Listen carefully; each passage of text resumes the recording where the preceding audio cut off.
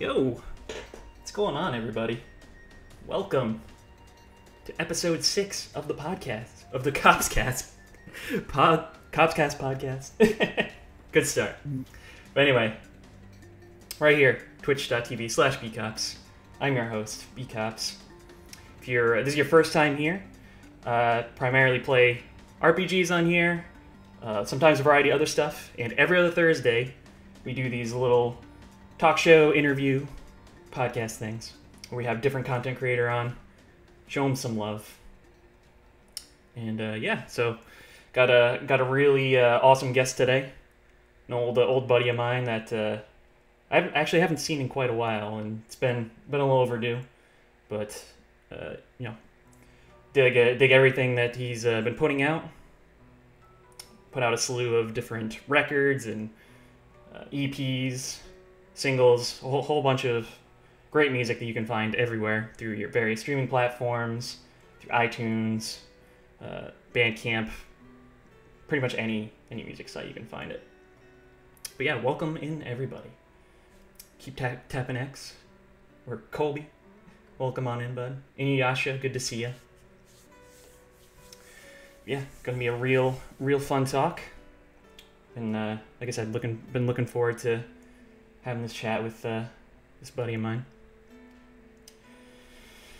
And yeah, so I guess without further ado, let's bring him out, shall we? He is the frontman of Boston-based punk rock band Energy. Does some modeling. Also has a YouTube channel where he's putting out content too. But anyway, here he is. Jason Tankerley, my dude. What's going on, man? How you doing? Doing good, dude. That's good. Nice. I dig the intro. I like it. Botch it a little bit, but you know that's what happens when you're live, right? You just Hey, I've botched every live radio energy performance possible. I think I forgot a lyric during every single one so far. I mean, that's what you got the crowd for, right? Yeah, right. It's like I'm not. Yeah, it's like you're not used to there not being a crowd. Yeah. I think we just got asked what your YouTube channel is. It's Talk Hard, right? YouTube.com/TalkHard. Yeah, I fortunate enough to get that easy to remember URL. It's just youtube.com/TalkHard and talkhard.org. Yeah, well. yeah. I was actually going to ask you about that further in our discussion. Saw through your Patreon with it's all good. But yeah, it's it's still cool seeing you put out content on the regular, even if you're not putting out as much stuff with the band per se, but you're still you got your channel going, and it's still awesome seeing you being consistent or trying to be consistent with that. Thank you. There's a lot of speed bumps going on just in my personal life and just with everything, but I am actually in a really fortunate place right about now where I finally have the means to record on my own, and that is, I've never actually been able to do that, and yeah, I just have that ability now, so now I can, and that and I mean, like, I don't mean like now, like as in like lately or like recently. I mean like in the last week I have just obtained the last of the things that I would need in order to start taking the necessary first steps towards new energy music. So that's awesome, man. Pretty psyched about that, and I'm kind of glad you invited me to do this because of that talkhard.org thing. I want to kind of make that like a radio show where I put in some music and I just talk about music for a bit. And that's on like MixLR. It's like a radio hosting thing. But yeah, how do we get on that topic? No, just talking about your channel in general, and then you just brought up how you got all your equipment and stuff. Yeah, so I mean, I'm basically equipped to do everything but drums, and that's one because I don't have the space for it. Two, I don't have a drum set. Three, I don't play drums. So I'm recording to a click, and I'm gonna send the files over to a drummer and basically have him send it back. And I'm hoping he said yes already for Mike Randini to just play drums. Oh, nice. Because he's a really good drummer. I think I don't think a lot of people who are aware of Mike know that he's actually a really solid drummer. He's played drums on a few Energy recordings and stuff, and I mean they don't even showcase his drumming ability, but I'd say he's a more competent drummer than some of the other people that have actually legitimately had the position in the band. No offense. It's just, yeah. I just think Mike is a really underrated drummer, and I mean, he's a great musician in general. Like because he did keyboard for you guys. He played guitar with you. Like he really like knows like so many instruments. So. Yeah, he's a total multi-instrumentalist. He's a producer. He's just like, I met him when I was 18, and when I was working at a hospital, and was I 18? I might have been 19. No, it was my it was my senior year in high school, so I think I just turned 18, like earlier that year. Yeah.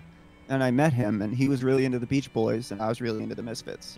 And he got me into the Beach Boys, and I got him into the Misfits. And then we were just like, let's do the Children of the Night stuff, because that would be a mix of the two. And that was in 2006. Yeah. So, I mean, I've been kind of just working with him in tandem on the side, and then he's been like in Energy. We just put out Energy releases that he's written entirely. It's like he's kind of like there's some people in the Energy like circle or like orbit that are like definite permanent fixtures, I would say. Yeah, and he's like undoubtedly one of them. Yeah, he's been a constant like rotating seat for presidents. Poor choice of words, but you know, he's always been involved with a lot of your stuff, like whether it's producing or because he and a lot of yeah. Yeah, no, I was gonna say, sorry, it's probably a little bit of delay or whatever, but a lot of people don't know that he produced the vocals on Invasions of the Mind and played all the keyboards, because there's keyboards on almost every song on that record, and he was also present in the control room when we were doing Punch the Clock. So he had like, at least he was peering over the shoulder of Jim Siegel. I don't know how much say he actually had in the end result. It didn't seem like he had much, which honestly, I mean, for what people seem to like about that record, Punch the Clock, it's probably for the best, because it just seems like people like the fact that it sounds like a spontaneous live recording, and that's what it was. So, yeah, but I don't know. I just go off on stuff. It's all good, man. Yeah. So, you know, I was gonna dive into the Energy stuff, but I figured kind of build up to that, since that's like where I have like the majority of my notes anyway. Oh yeah. But I guess sure. Yeah. No. I mean, I'm always gonna pull everything right to Energy, because it's just my obsession. Yeah. Like, I don't think people even realize how like obsessed I am with my own band. No, I mean, that's like, a good not thing. Not in like an egotistical way, really. It's more like it's my everything, and it's what I live for. So. Yeah, but continue. You can ask me other questions. No, I mean, it just shows how passionate you are about what you do, you know? Thanks, man. Yeah, I guess I was going to we'll start in general. You know, how have you been during this insane time in the world? I mean, can tell that you're in good health, and thankful for that. Yeah, and I'm in good health. I try to stay in as much as I can. Just do the whole mask thing. I don't even leave my apartment without washing my hands. Like I know there's just better safe than sorry is all I keep telling myself. And I go to the grocery store only when necessary, and I pretty much just do my record shopping online, because I don't know if Are there record stores open like right now? Yeah, I think like Newberry opened like a couple weeks ago, and I'm not going out. If I don't have to go out, I'm not going out. So. Yeah, same. I don't know when you'll see me at a concert again. The last concert I went to was Poppy at the Brighton Music Hall in Brighton, and it was amazing. And I was just like, oh, this is great. She put on like an amazing show. It was like, and that was in February, like middle of February, so like a month before. Yeah. The thing hit, and then everything just shut down, and I'm like, is that like my last concert I'm ever gonna see? Like, I'm like, thank God I saw the original Misfits in 2018. Like, that's all I can say.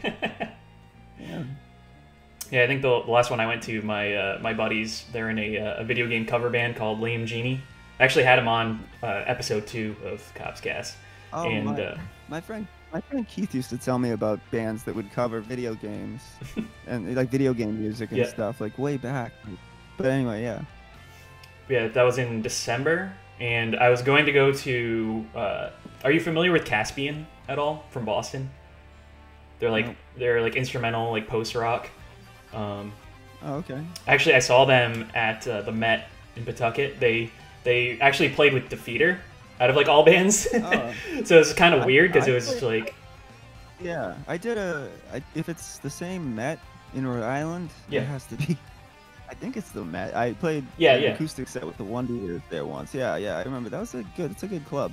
Yeah. It's like one of the only like decent Rhode Island ones we got left now. so many of the really good ones are like shutting down. Yeah, like Great Scott in Alston. That one just got shut down. And that was the last time I've performed on a stage. And I have memories throughout the years of Energy playing there and going to shows there. Even just growing up, it's like all these venues are just like, it's really it's sad. It's kind of sad. It's just like I really hope that some semblance of safe music scene can come of this, like eventually, when the time is right. I don't want to be like Vanilla Ice and just be. I don't know if you heard about that. He's like putting on he's putting on some, like, I think it's a 4th of July concert. Yep, I saw that. Yeah. He's getting a lot of flack for it. Yeah. All I keep seeing are memes just saying like, I don't think there's that many Vanilla Ice fans like that would even fill that venue. Or whatever, he did like a new metal record. Did he? In the 90s?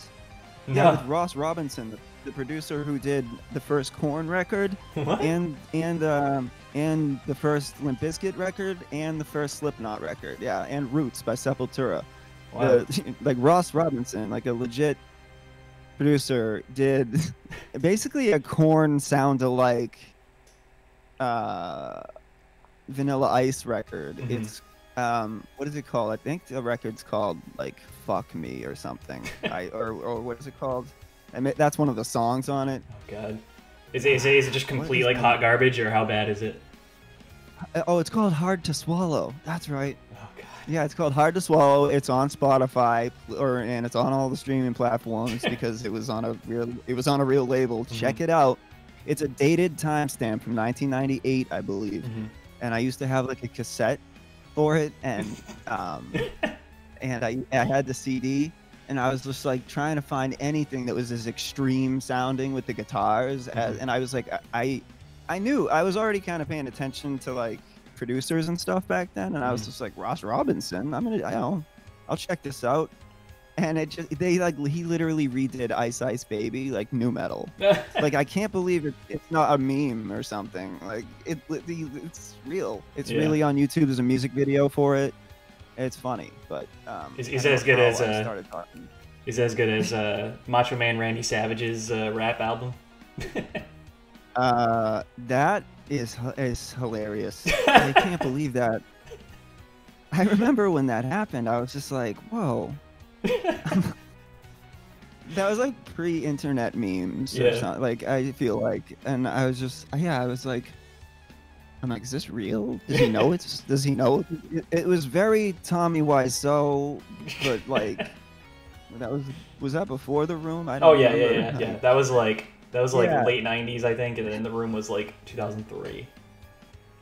Yeah, and that was weird. He was like calling out Hulk, I think, or was he like? Oh yeah, or was he saying that? He hated Hulk, like in real life. Yeah, so he like put like a legit diss track on the record. Yeah.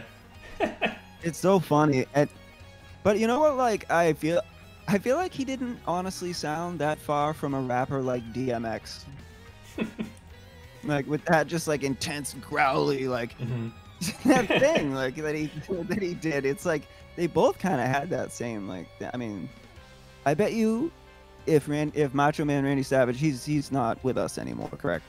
Yeah, he passed in 2014, I think. Was it 2011 or 2014, something like that? But yeah. Yeah. All right. I have a feeling that if he I have a feeling that if he did that now, it would be more well received in like a comedic way. Oh yeah, absolutely. And stuff. Like I think people would just actually love it and think it. I think people loved it then, but the internet wasn't as big, so. Yeah. But yeah. Yeah, so because we were, just trying to think of like when, like the last time we saw each other, which was probably, I'm pretty sure it was at a Haverhill show in like 2013, something like that, around there. Good. But I think like the first time like I reached out to you in general, because I remember I was still in college.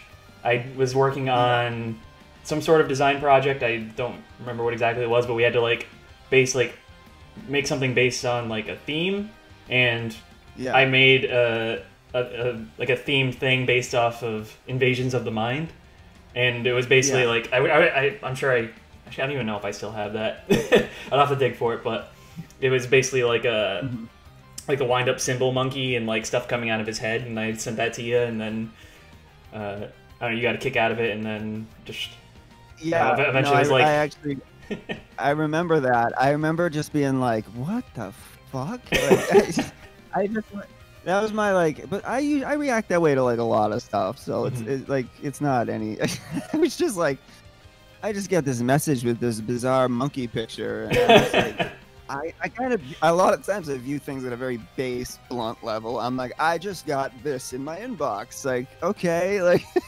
I just got a kick out of it. I thought it was I thought it was like wacky looking, yeah. It was really cool. But continue. Then we started to talk more. We talked a little more. Then in turn, basically told you that I was. Anybody out there wants to get to know me? Just talk weird at me, or like send me weird pictures that you draw, and I'll probably engage with that. Probably get much more engagement than like a hey, or like a Just send him a meme or something. Send me like a crazy painting of like your cat that you drew while you were on acid. I don't know. I have got some crazy fucking messages from some people that I don't know at all. Like I would read some of them, but then they'd know I'm reading their messages out loud, so I'm not going to. But there's some like people that are just, they send me some weird stuff on Facebook in particular. Definitely, that is a breeding ground of weirdness. And like, somebody was saying, they're like, that mind invade. Oh shit! I'm like fucking, I'm blowing the cover. Hopefully I don't remember the sentence or the conversation, but they were like, that mind invasion CD reminds me of this time I was, and they went into like one of the most like bizarre descriptions of like, I want to say a drug trip or something about like a dead relative of theirs. It was really weird. It was really, really long. It was clearly drug or alcohol fueled, and I just get a lot of odd stuff. But anyway, you got some interesting fans, you know. I guess so. Yeah. I'm like, I mean, hey, better they be interesting than boring. Yeah. I prefer messages like that. No, I'm serious. It's like, at least if you're insane, because I feel like I'm insane. It's like, at least if you're insane, you're probably better. There's a better chance you're interesting. Yeah, you might probably have a good sense of humor, you know. You're a spectacle. You're just. It's like, oh my god, that person's nuts. You know what I mean? It's like, I get that. I get that some people will probably look at me that way, you know? But, yeah, so I anyway. yeah, so I sent you that, and one thing led to another. I just kind of, it's like, yeah, so I'm a designer, and it eventually made you some.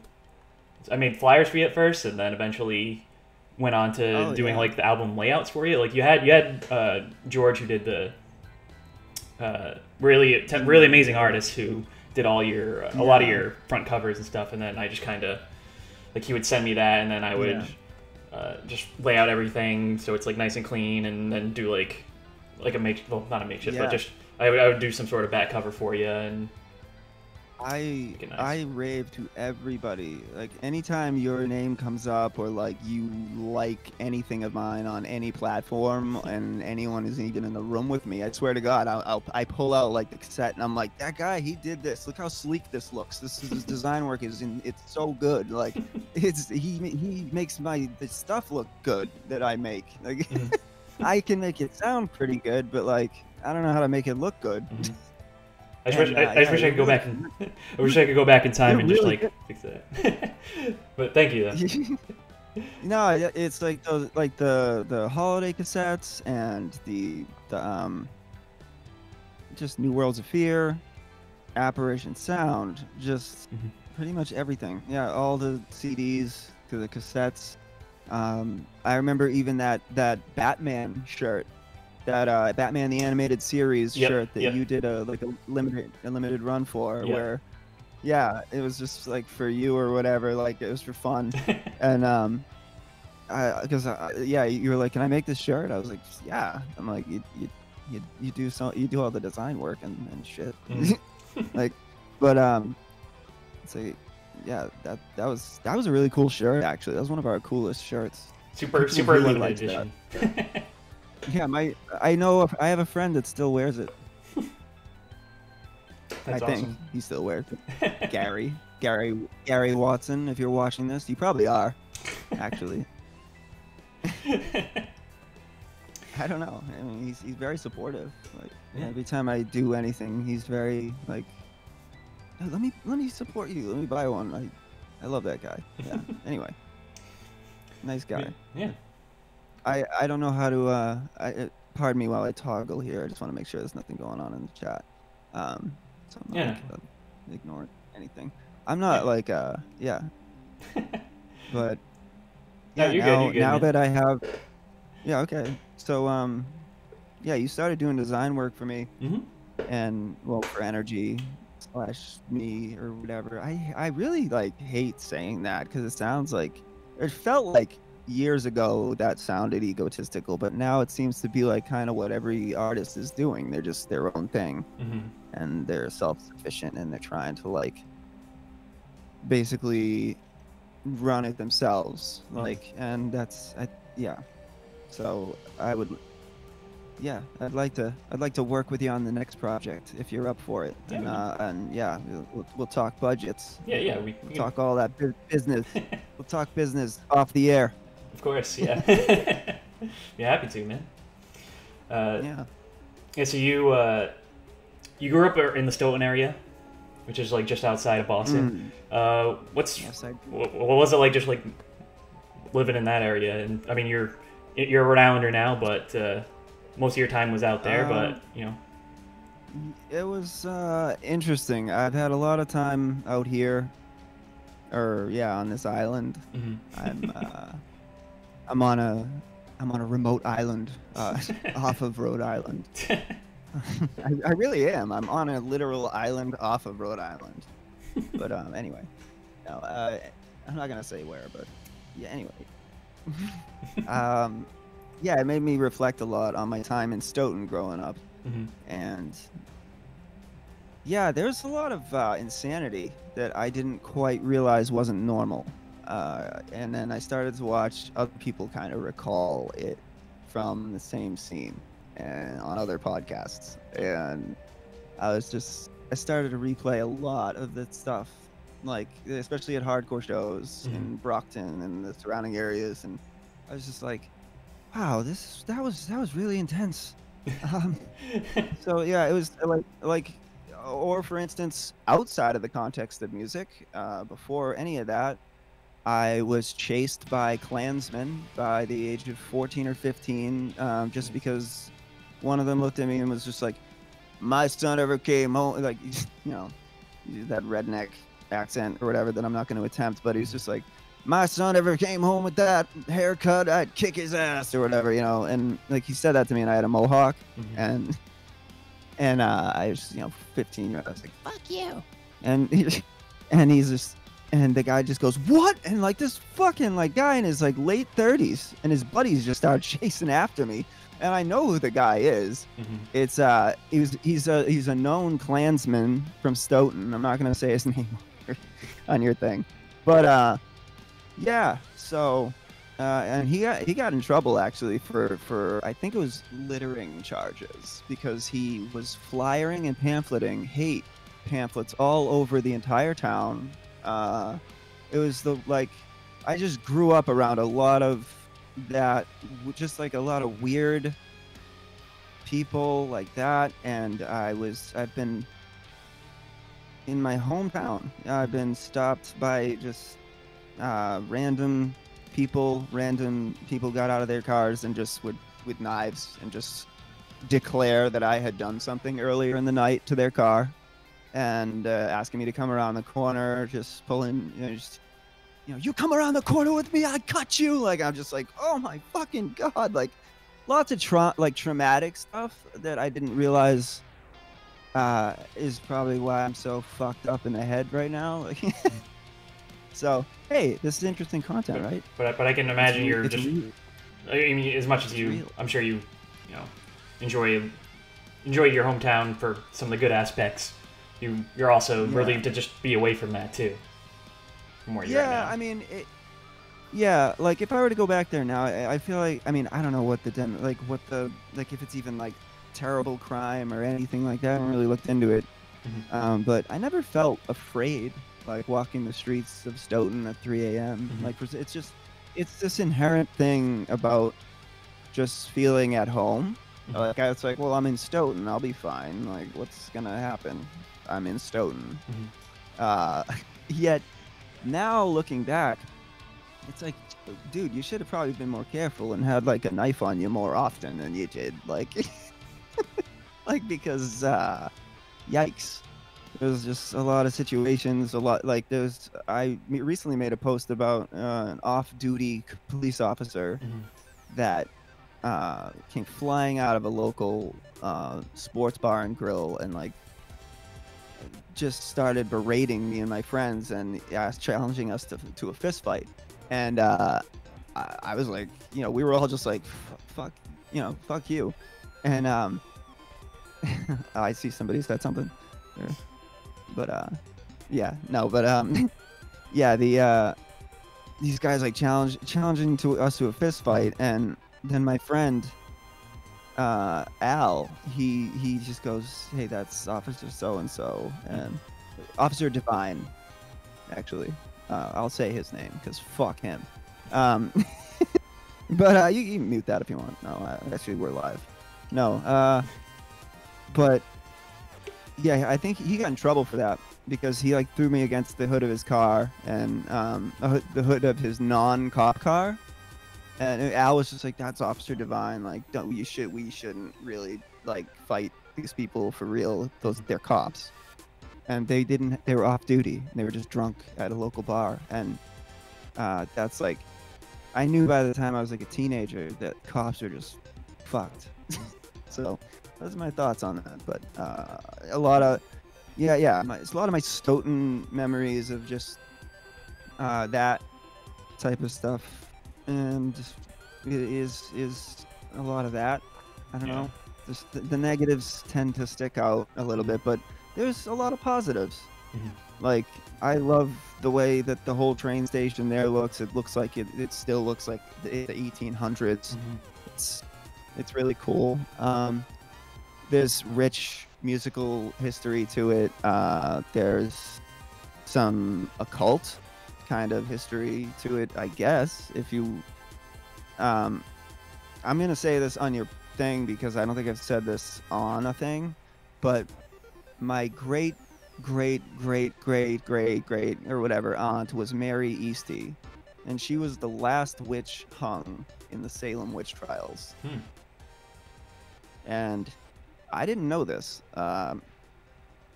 She was sentenced to death along with the other witches.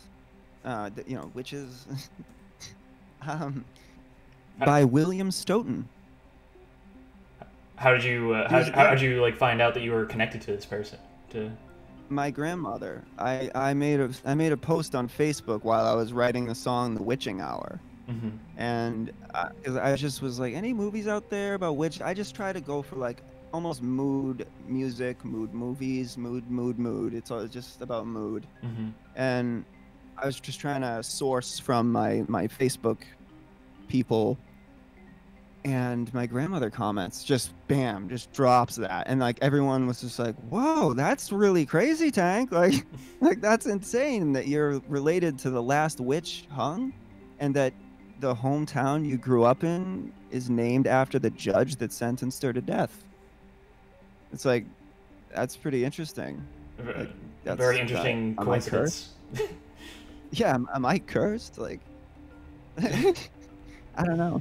It's like, but yeah, and then when I found that out, I'm like, wow, that is a very creepy, eerie coincidence. For sure.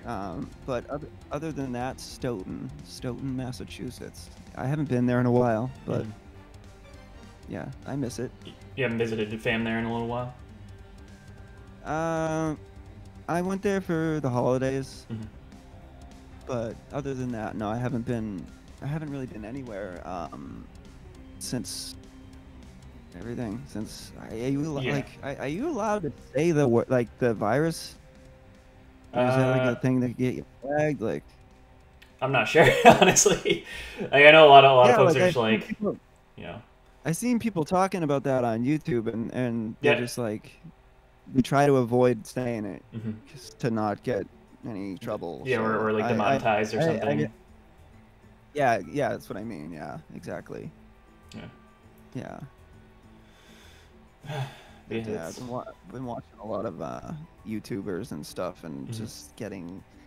And I never even like had the time to like look around at YouTube, Mhm. and just that world is nuts. I don't know if you know any of that that's going on. I just like, it's just like a train wreck of drama. Oh, for sure. But yeah, I was like, oh my god, I had no idea that there was this like crazy underbelly of like the National Enquirer times a million. Like, it's just like gossip channels left and right, and I don't know, it's funny. Mhm. Internet's a funny place. One of my friends, Nerdy Jane, she mentioned drama makes the world go around these days. That's definitely for sure. Mm-hmm. Yeah. Folks looking for things to like just get everyone else triggered, or you God forbid you give your opinion on something, and yeah. I know. It's yeah, I know there's like stuff going on with Jeffree Star and Shane Dawson and all those Mhm. big major YouTubers right now that everybody's all like talking about. It's like the #1 trending thing on Twitter for like days now. Mhm. It's just like, yeah, there's like serious problems going on in the world. It's like, who cares? Mhm. Who gives a shit? Like, I don't know. It is funny though. It's fun though. I mean, you got nothing else to do. Stuff's happening publicly. Why not watch? Yeah. It does make the world go round. You are right.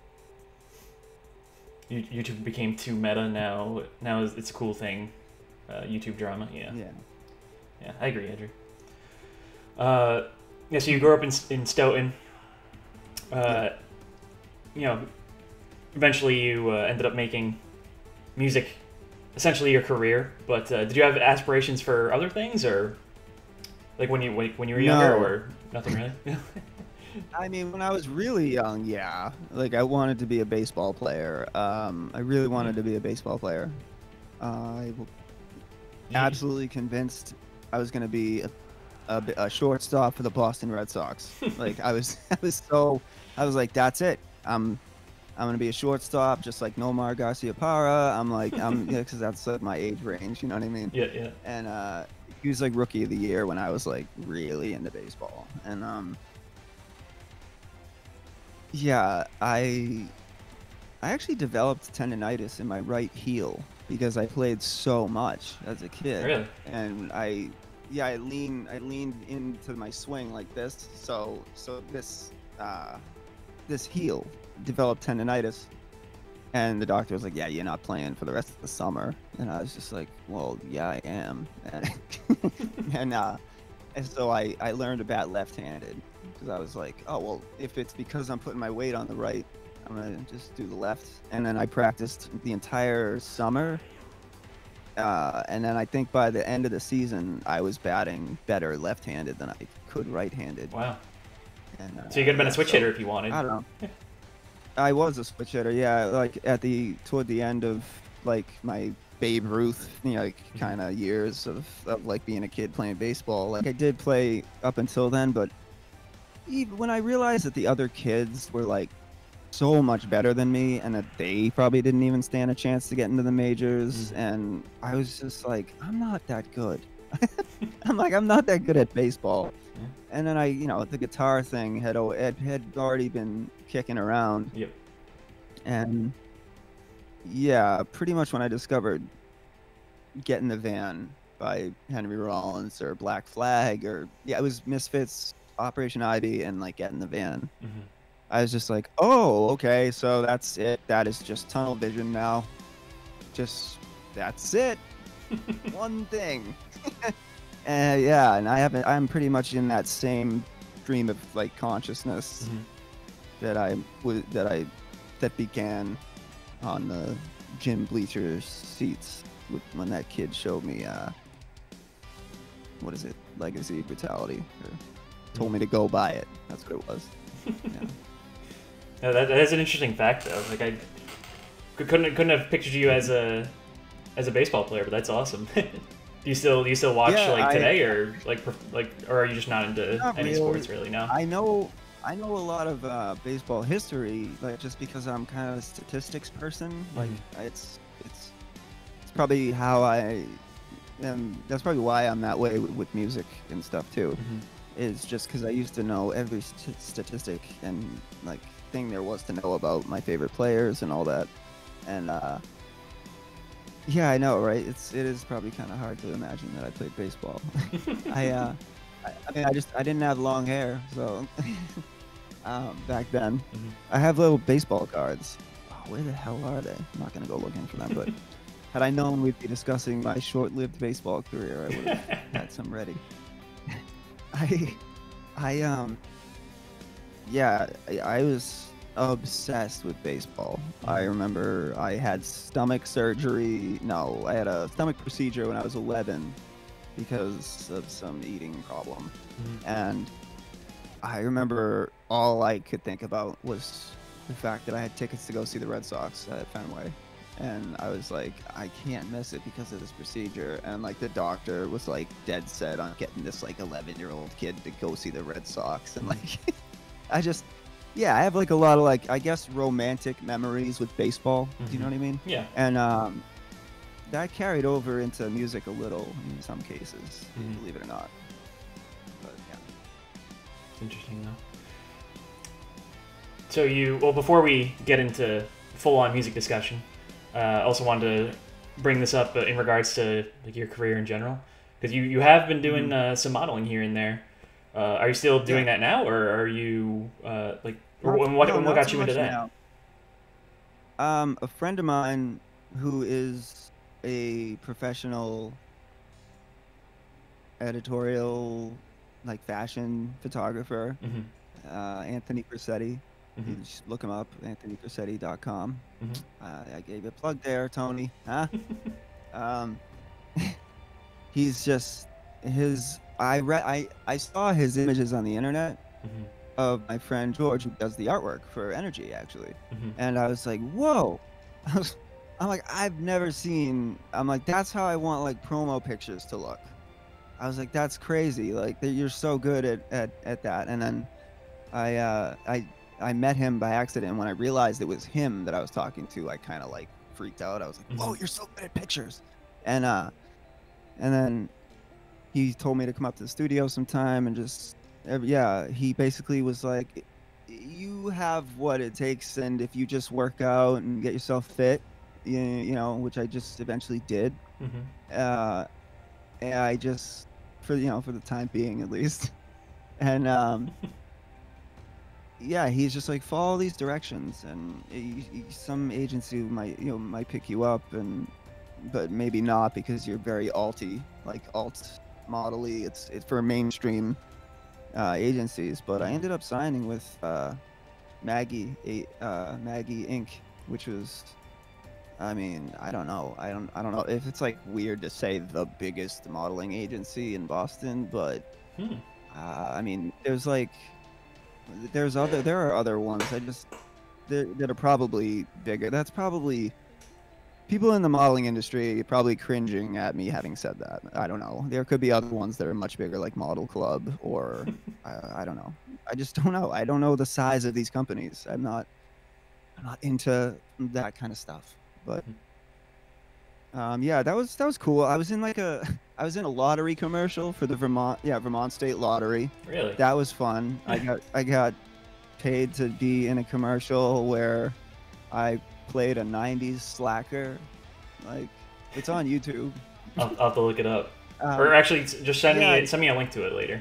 I wanna see this. Oh yeah, definitely. I'll do that. Can I drop a link in here? Is that Oh yeah, is that yeah. doable? If you want, yeah, go for Yeah, it. I'm gonna do that. Yeah, it's probably pretty easy to find because it's on their like main channel. Mm-hmm. I mean, it's just, you just search Vermont State Lottery, Vermont State Lottery, and where is the channel? There it is. Yeah, I'll have to watch it. Here we go. Once we're done. But Yeah, for everyone, before everyone else that wants to check this out, he'll be Okay. posting that right in the chat.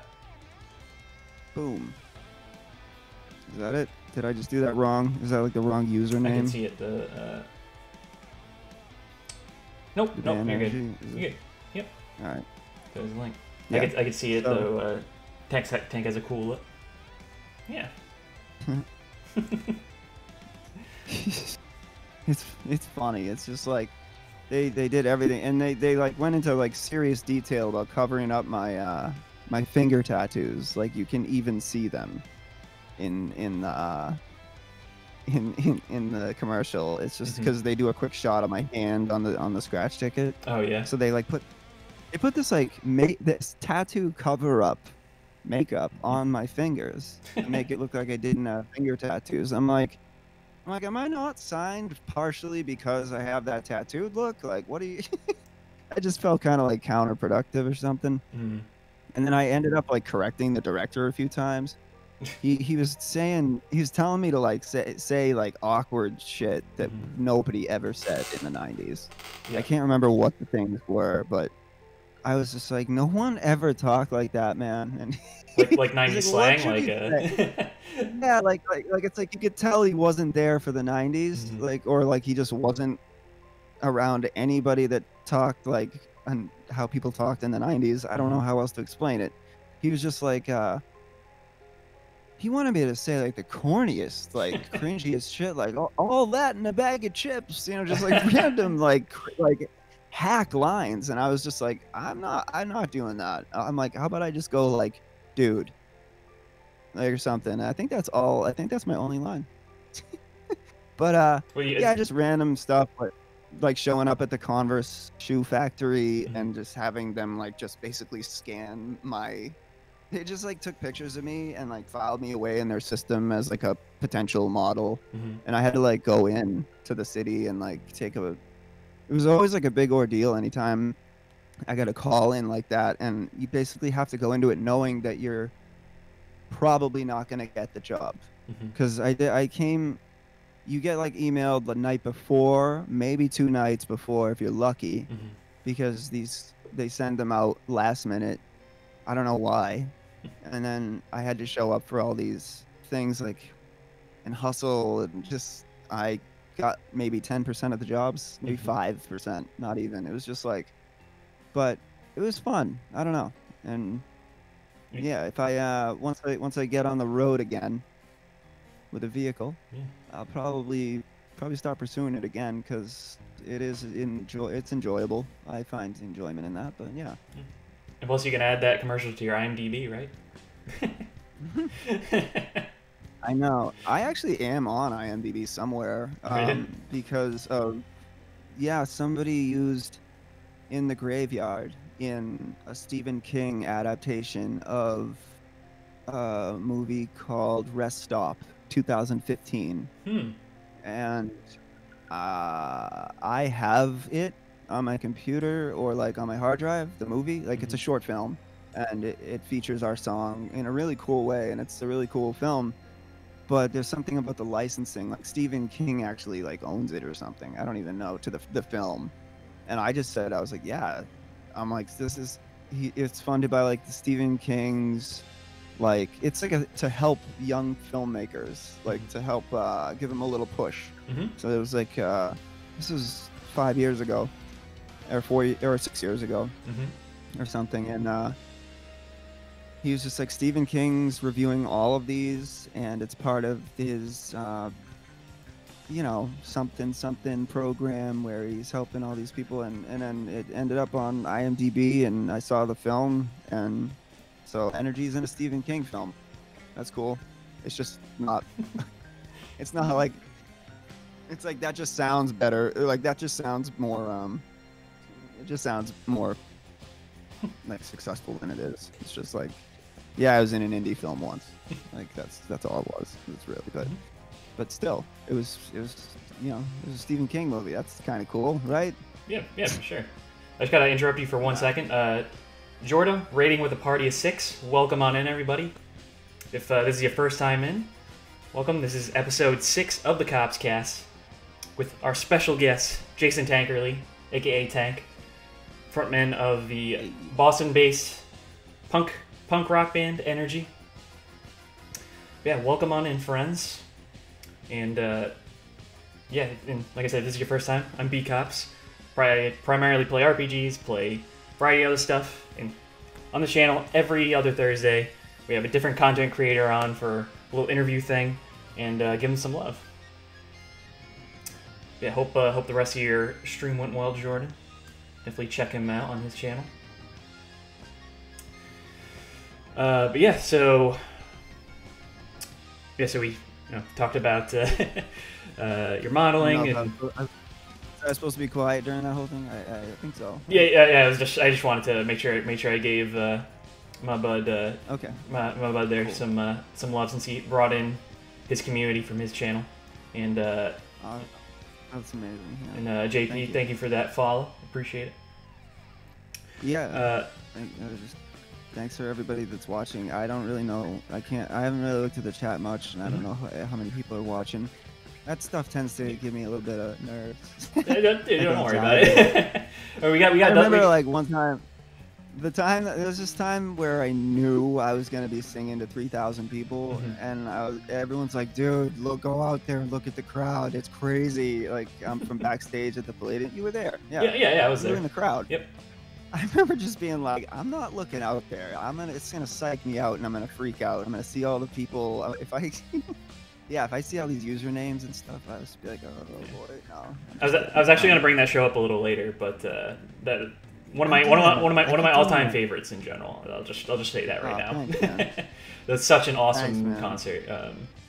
I'm just glad that this guy I know was filming from the side of the stage, so there's some memory of that on YouTube. I think it's like one of the first videos on our channel.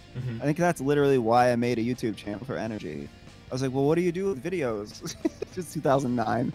I just didn't know. I'll put it up on YouTube, and I just remember thinking like, this is the most people I've ever played in front of. I need to kill it. I need to just try to. We had a fucking tight drummer. We had the Invasions lineup. That was every musician that was. Not every musician that was on Invasions, but it was still like like the prime Energy lineup. Yeah, it was at that core, show. It was the core. Yeah, and the sound at the Palladium is just so good. Yeah, it's just playing on stage. I just had these big ass monitors just blasting my voice in my face, and that's all I ever ask from these sound guys. That's all I want. Can I hear myself, please? Please, can I hear myself? Yeah. Like, that's all I want. Like, I want to be able to like kind of hear the beat and like the rhythm of it, like guitar or bass, kinda. I don't give a shit about what the lead guitarist is doing. Just give me. I mean, unless it's like directing the song, but it's probably not in an Energy song. And yeah, when I can't hear myself, it's like you're deaf. It's like imagine being deaf singing. It's like you wouldn't want to listen to that guy sing. So I feel like a deaf person just singing, not being able to hear myself. It's just like, what the? Because you can't hear your key. You can't like. Yeah, I can't hear myself, so I don't know what notes I'm hitting. I'm just like, yeah, it's like, what is happening? But the Palladium and like we were just talking about earlier, that venue, Great Scott, they had great sound too. That was another plus, and that's gone now. It's such a bummer, but yeah, it's just, yeah, I heard it got saved and then they lost it again because of some thing with the city. I don't even know. I have no clue. It gets so like political, or was it bureaucratic, or I don't know what the word is, but it's just depressing. But anyway, yeah, that show was crazy. For sure. The good show, the good memories, the good times. Yeah, that was We're here to talk about the good times. Yeah, and that was just awesome lineup too, because it was like you guys, Lost for Words, Set Your Goals, Lions. That was like them like with their like original lineup that like I love, like, and I love like the albums they put out with those guys. And I remember one of the guitarists, Van, who's in the band at the time, because he would always like go nuts and like swing his guitar around, and he like clipped the head of his guitar like on the stage, and like the head just broke off, and he just literally picked up his guitar and smashed it and just walked off stage. I don't know if you remember that. I feel like I remember like catching that moment or something and just being like, did something just happen? Like, and just not like understanding. That's usually like my reaction to everything. I'm so oblivious. I just there's so much going on around me all the time. Like, yeah, but I do remember that they played that show. Lost for Words played that show. Set Your Goals played that show. And of course, it was For Your Strongs, like as a headliner. Yeah, because it was their annual the headliner. Yeah, that was nuts. And we had just come back from Europe. That year was the most insane. Yeah, because that was the end of 2008, right? Yeah, 2008. And yeah, because that was the year that Invasions came out, and again we'll touch on that a little later too. But yeah, it was just like you guys were just like hitting like every cylinder, like every like, you know, you guys were you're just going along with riding the wave, you know. Yeah, I mean, I could tell that people were interested in pushing the machine along, and I was like, well, this is my chance, so. I just say yes to all the tours. Just do it. Like, I don't know. I just did it. Yeah. And when you were talking about, not to backtrack and try, I wanted to do like a general music discussion, then go full on into Energy. But yeah, you mentioned that, you know, when you were at your in between, going from sports to music, you got Legacy of Brutality. Classic Misfits record. Yes. and that in turn was basically like what propelled you to getting into bands and learning instruments and stuff. What would you say like were some of your other influences at the time, and which eventually like became your main influences for the band? Like, wow, that's great. That's so broad. Like, that's just like 80 bands just popped in my head.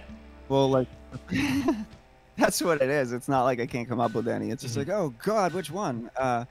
Black Sabbath was the first riff I ever learned on guitar, and Me too. that's something I don't know.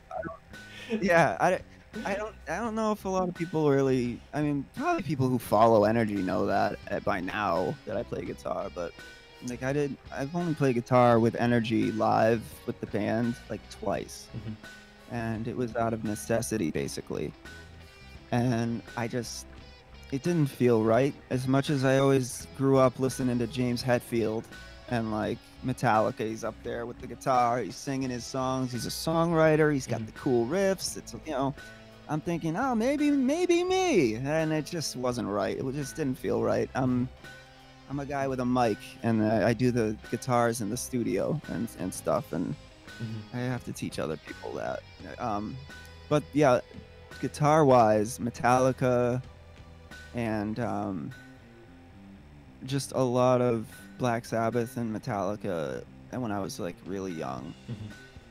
And then I started getting into the punk stuff, and I learned power chords, and that was honestly, I feel like in 2005, when oh God, I'm jumping around here. Fine.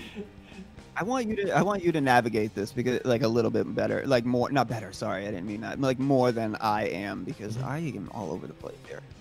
It's fine, man. But yeah, my guitar playing is something that I've been integrating into the band since Invasions. I wrote a handful of the musical like riffs, or what I wrote the intro to the album on guitar. I just have always been writing like riffs, like try to write catchy, heavy riffs that are like ominous or like doomy, but like not too slow or not too boring. I don't know. But I guess that's all objective. I mean, subjective. Sorry.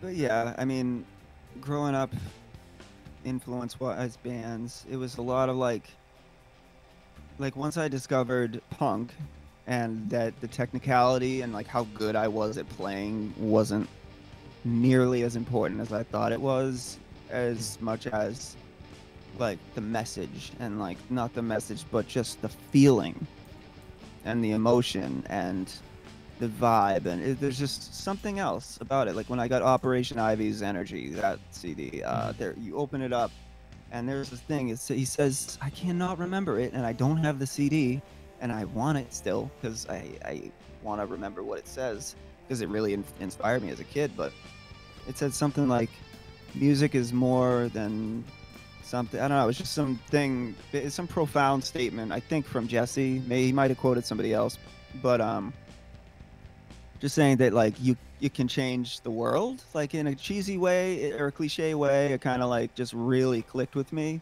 like that you can actually change people, and like you can make a difference and be like make a difference in like even just people's lives, like not like change the world, but like something about the message of Operation Ivy, and then just everything about the Misfits, like those two records that kid told me to take home that night, or like to go buy. Those are like the two smartest things that he like could have told me to go buy. Like I don't know. So yeah, like, and then my influences got more, like Minor Threat. So I started to learn a lot more like fast movements of power chords, and it's just, no, I don't want to get too technical with the guitar talk or anything, but it's just because it bores the hell out of most people. It's all good. but yeah, then I joined a band called Crooks. There's video footage of that. I play guitar. It's on my channel. Tank from Energy. You just search that. Or it's the Talk Hard one that you linked. It's the same thing. But I did in 2006 at Energy's first show. I grabbed the guitar and we played, because all the members were there, and we played one song, like the one song we all still knew, because we'd disbanded at that point. And I had to learn, because of their songs and the way that they wrote, I actually had to learn tremolo picking, like, you know what I mean? That like kind of rhythmic triplets, tremolo. I don't know what the hell it's called.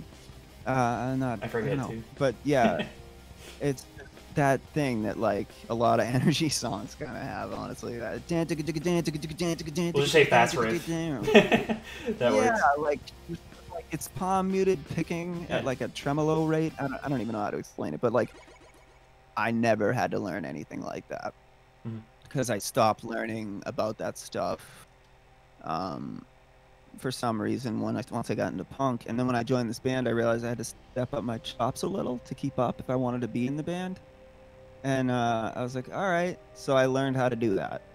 And then that kind of bled into how I wrote with Energy and how we wrote. And then in 2013, I discovered the band Ghost, and I became like absolutely utterly obsessed. And I've never had like a rebirth of interest in guitar ever like that before. In 2013 was like the biggest year, or like I think that was the year. Yeah, it was.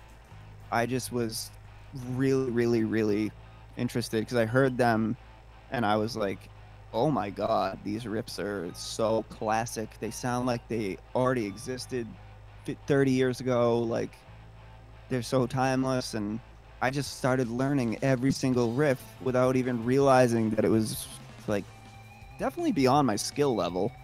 So I was getting better, and it was just because it was fun. It was just fun for me to like learn all those songs and stuff. And then I realized that actually I like to write like a little bit more complex than I had been. And yeah, I don't even think I've started to, I mean, that's bold. I've started, but you know what I mean? It's just like, I still feel like I'm learning is what I'm trying to say. Like with the guitar, I still feel like it's like, oh, I just figured out how much better I could be. Like, and then, by getting twice as good as I was before. Like, if that makes any sense. It's like, so my influences are just all over the place. Like, they're from bands, people. I always cite Ace Ventura as an influence vocally, because of the scene where he is with that sliding glass door and he just does that like like when I was a kid, I was a hyperactive little shit, so I would just mimic and imitate, and I was obsessed with like making my voice just be like, try to be crazy and just manipulate it and do crazy things with it. And I saw him do that and I was like, whoa, I gotta learn that. And that's how I learned how to project my voice, was by imitating Jim Carrey. Like it wasn't even like a singer. Like I just think I like telling that story to people. That's cool. Yeah, I was just like, and then when it came time to sing, because I never set out to be a singer. And when it came time to sing, I just was like, I guess I'll use that same approach. You just kind of, you just, you know what I mean? I don't know how to fucking. Yeah, for sure. Yeah, it works. I just got to interrupt you really quick for a couple things. First off, Kat, aka Raishana, thank you so much for that raid with the party of 3. Welcome in, everybody. If you're just tuning in, this is episode 6 of the KoppsCast, with special guest Jason Tankerley of the Boston-based band Energy. And yeah, if this is your first time here, my name's B-Kopps. Play a lot of RPGs, a variety of other stuff, and every other Thursday we do these talk show things where we have different content creators on, and yeah, have my bud here on. and he's just talking about his music influences at the moment. Yeah, and then Ventum here in the chat. Does passion make you a better musician? Yeah, I mean that's pretty.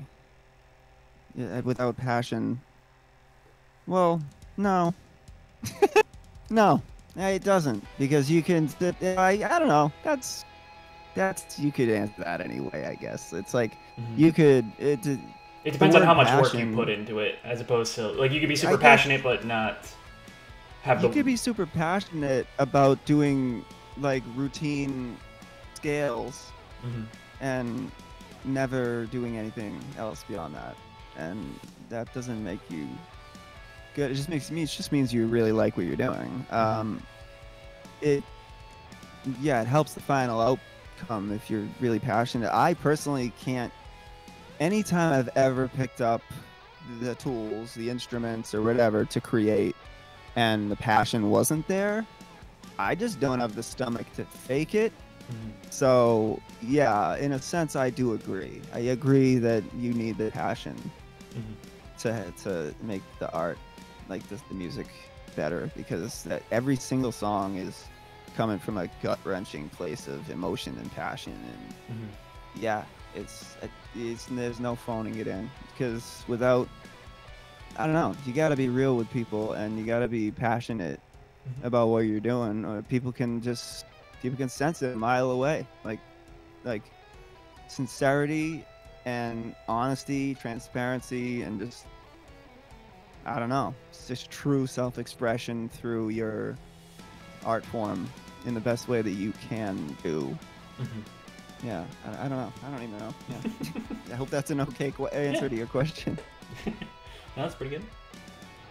And then, of course, you talk about how you got into punk, and I'm sure you can attest to how passionate, especially the Boston area, is with like the punk and hardcore scene.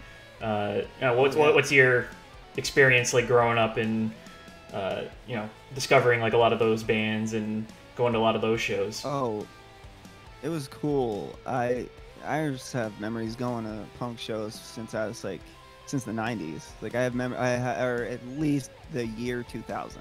Like I want to say I saw Darkbuster in 1999, but it might have been 2000. I can't remember.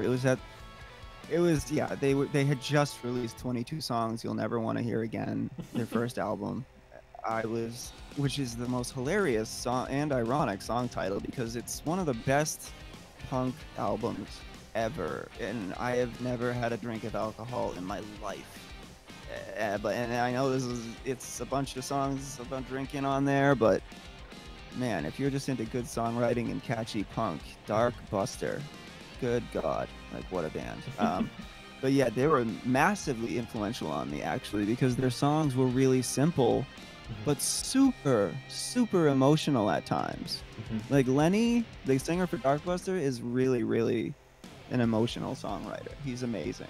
I cannot praise that human being enough for what he does musically. I don't know. I just wanted to say that. Yeah, that's cool, man. And eventually you get a love for a lot of those bands, and eventually. You're talking about growing up and going to more shows and stuff. Yeah. Sorry, I always lose track of the original question. Yeah, I mean, then my cousin, he was all into punk and stuff, and he saw that I had like an Operation Ivy CD, and that my brother had like a Rancid CD, and he's like, you should come with me to this Darkbuster show, and the River City Rebels were playing, and this band Meat Depressed was playing, and that was the first time I remember. It was at the Easton Knights of Columbus in Massachusetts, and it was right up the street from where I ended up going to high school, actually.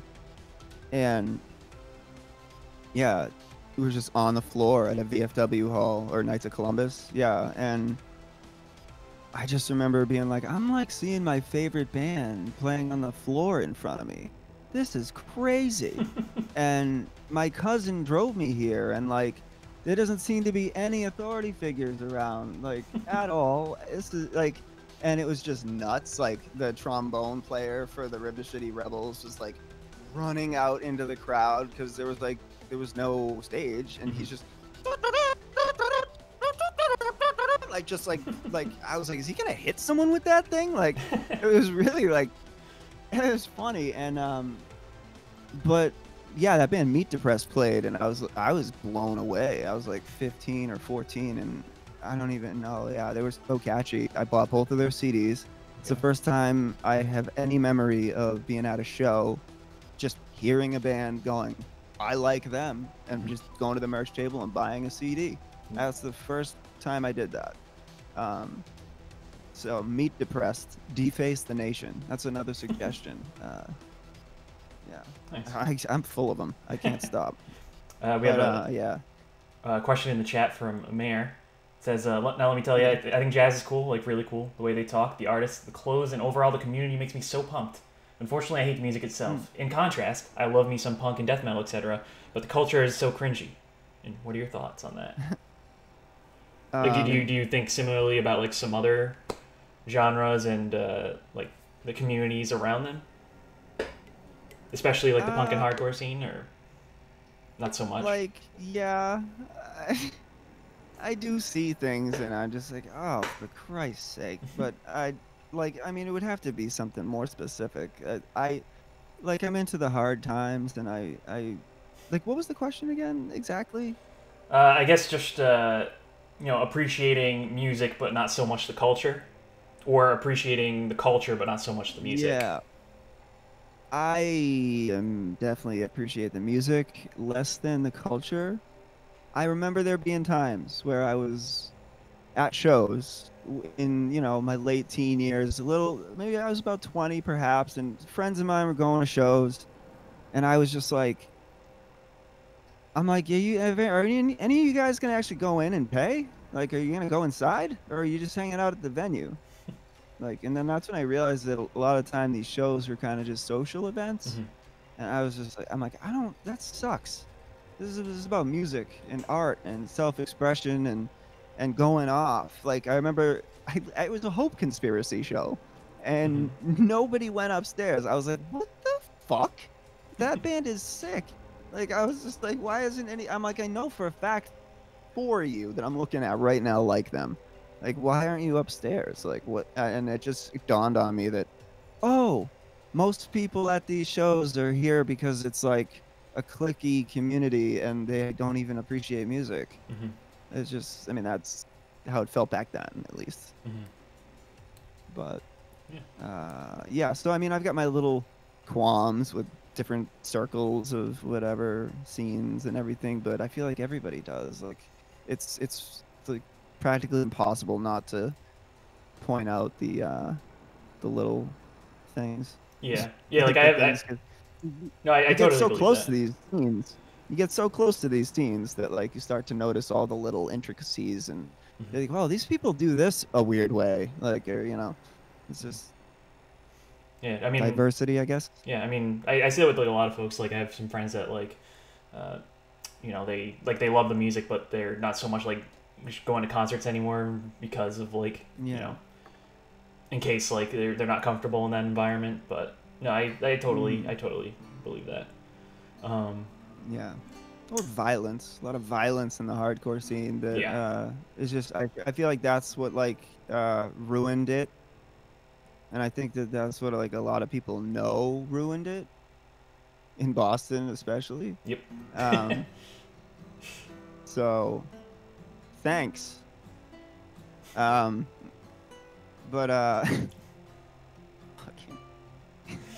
it's like, yeah, the musicians wanted to do music. It's like, not, I'm just gonna shut up. Whatever. What the fuck ever. Yeah. Just fucking, yeah, this is not your soundtrack for violence by Civ. That's another suggestion. At the same time, I mean, I like violent music and I like aggression and everything, but especially you're having a rough day and you just need to listen to something heavy, or like you're working out and you need Yeah, I wake up and I listen to some of the most aggressive. I put on Cro-Mags like in the morning and I have my coffee and I'm just like, yeah, I'm like, I can't wait to just fucking do shit. Like, um, you know, Yeah. uh, but yeah, there's some of this just stuff that turned a lot of people off from just going to shows is the reason there are just before, you know, this whole lockdown thing or whatever. Yeah, I don't know. Not to. I'm not trying to sound like an old head or whatever. It's just like, I literally, I remember a time.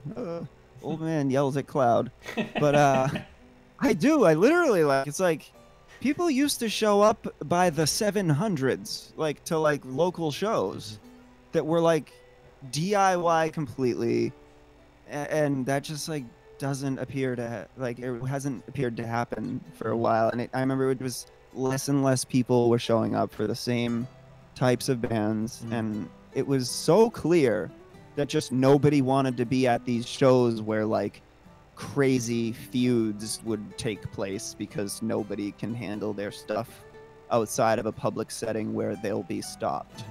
So that's why they choose to do it at shows, because they know it won't go that far. Very, very cowardly.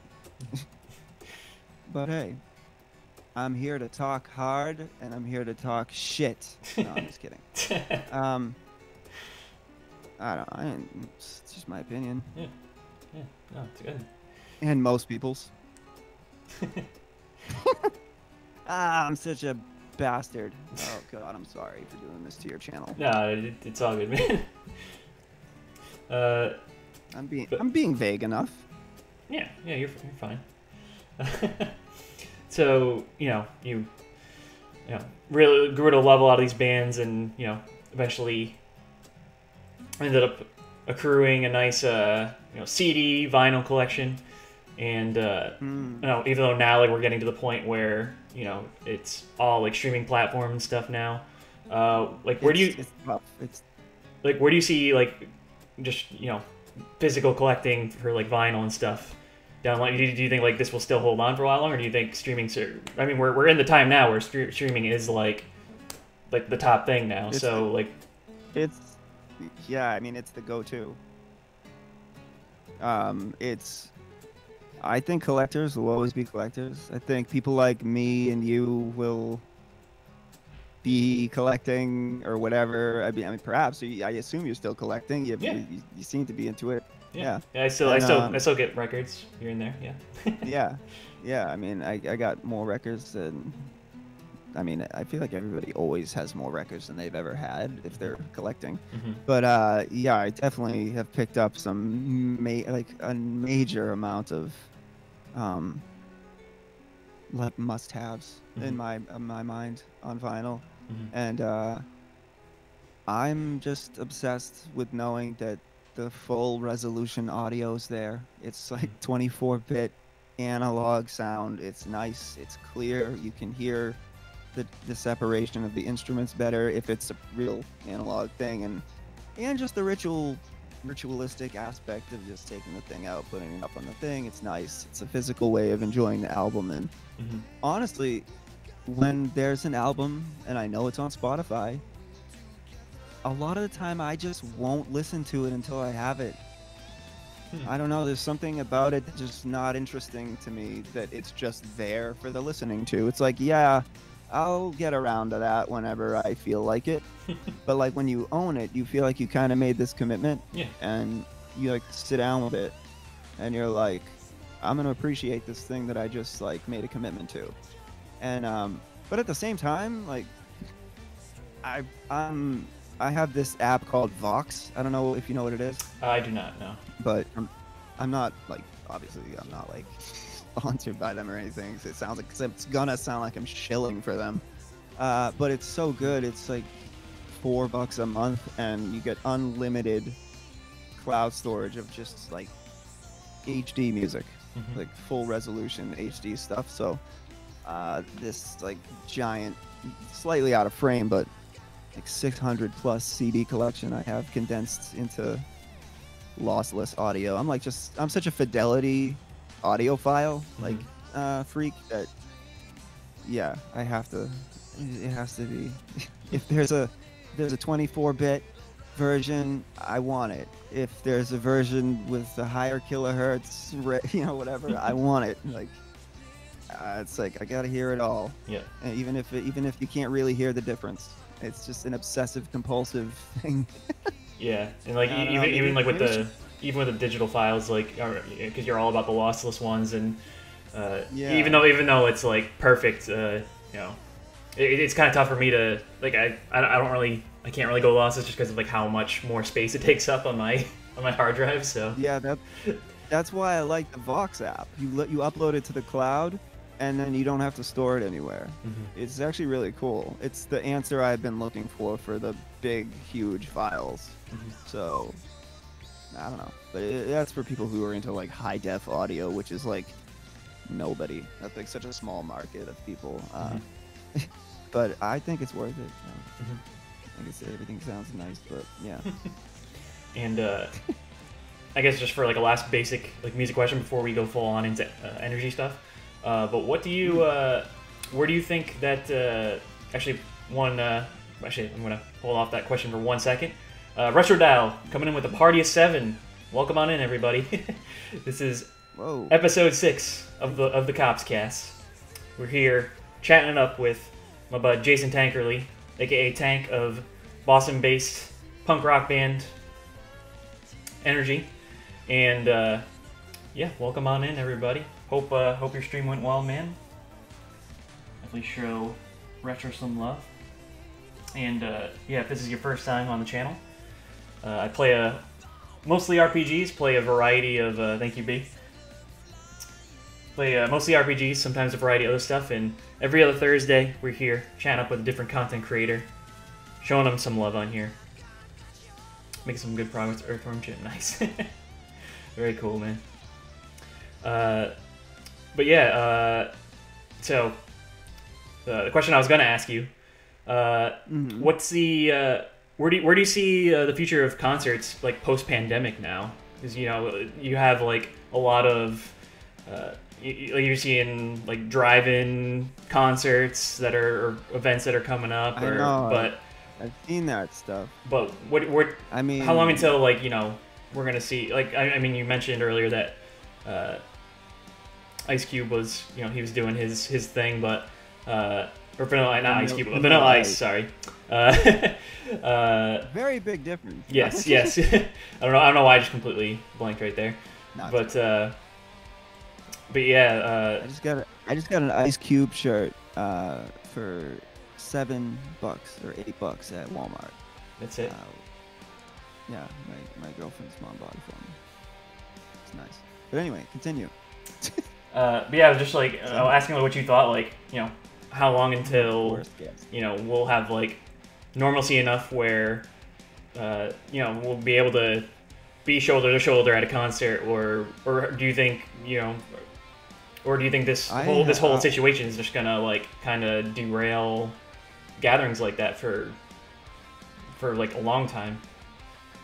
I have no clue. I mean, I hate to just be so like boring with like a response, I guess, but whenever it's just like universally known that like we can go out without face masks and that like there's like I don't even know. I have no idea.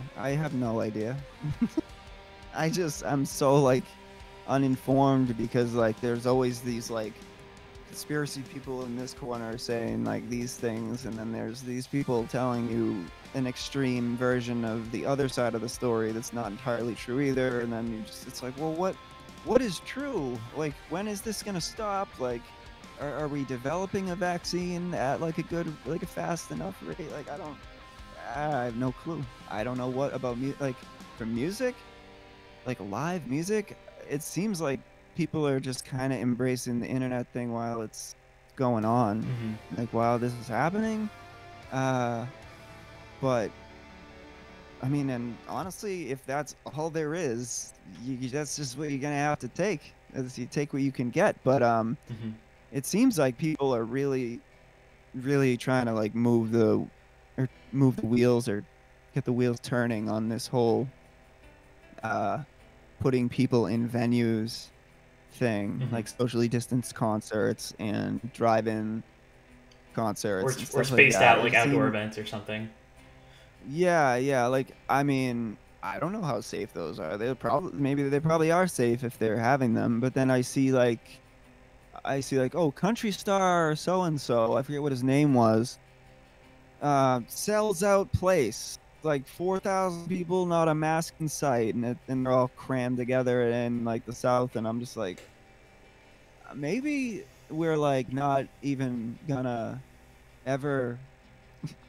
It's like, what do they call that when everybody's referring to it like a herd thing, like herd immunity or something? It's just like Oh everybody's yeah. always talking about like saying that kind of stuff. It's just like, it's like, well, yeah, maybe unfortunately that will that will be how it ends up going down because nobody can be responsible, and we Mm-hmm. all and like just like a bunch of the population dies because you're all idiots and you can't just like not stay inside, but Yeah. um Or and not be wear a mask, safe. you know, like like Yeah, how tough is yeah, that? yeah, yeah. Like I just had like a meeting with somebody today, and it's just like I had a mask on, and so did the people in line before me, and they actually said something. Yeah, somebody walked in without a mask, and they were just like, "You get out! You can't be in here without a mask. Like, turn around." Yeah. Yeah, it's just I don't know. I feel like you're just like an edge lord or something, just looking to get into an argument, like a Mm-hmm. contrarian. Mm-hmm.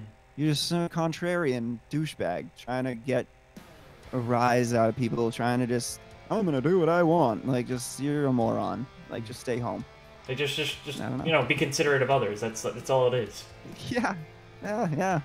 It's like I gotta walk to and from the grocery store all the time. I'm sweating my fucking ass off. I have this long hair, and I'm all in black, wearing black pants. Granted that a lot of that's a choice, but like I still wear a mask.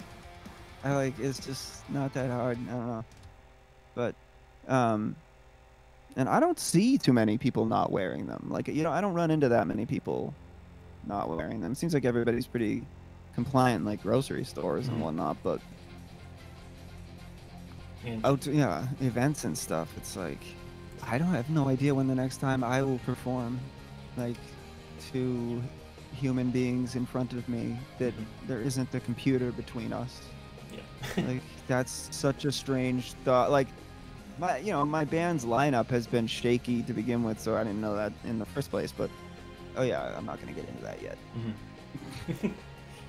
But we can start get into it now though. Yeah, I think that makes a perfect segue. Nice. So you started Energy in 2006, and kind of Yes. you kind of came out of the gates hot. Like you had like a really good reaction. You put out a 2-song demo at first, and catching eyes right away. Like how exciting was that for you at the time, and like where did you envision the band like at that time comparatively to like to eventually when you would like be able to tour and stuff like. I was elated to say. I mean, I don't even know how to explain that. I was rushed into that studio. I didn't even know we were like really good. I didn't know it was the day we were recording, I don't think, or like it was last minute. Mm-hmm. We did this 2-song demo, and I rushed the vocals. I'd never even practiced a scream before that last scream on the demo. Mm-hmm. And that's still how I scream, Mm-hmm. because apparently I just intuitively did the correct way, which is good to know, so I'm not damaging my voice. But Yeah. we put that up on MySpace on like March 31st or April 1st. One of those. It was like late at night or Mm-hmm. or early in the morning or something. Because I remember, because it was a combination of my mom and my dad's birthday. That's both of their birthdays. My dad's the 31st. My Mm-hmm. mom's April Fool's.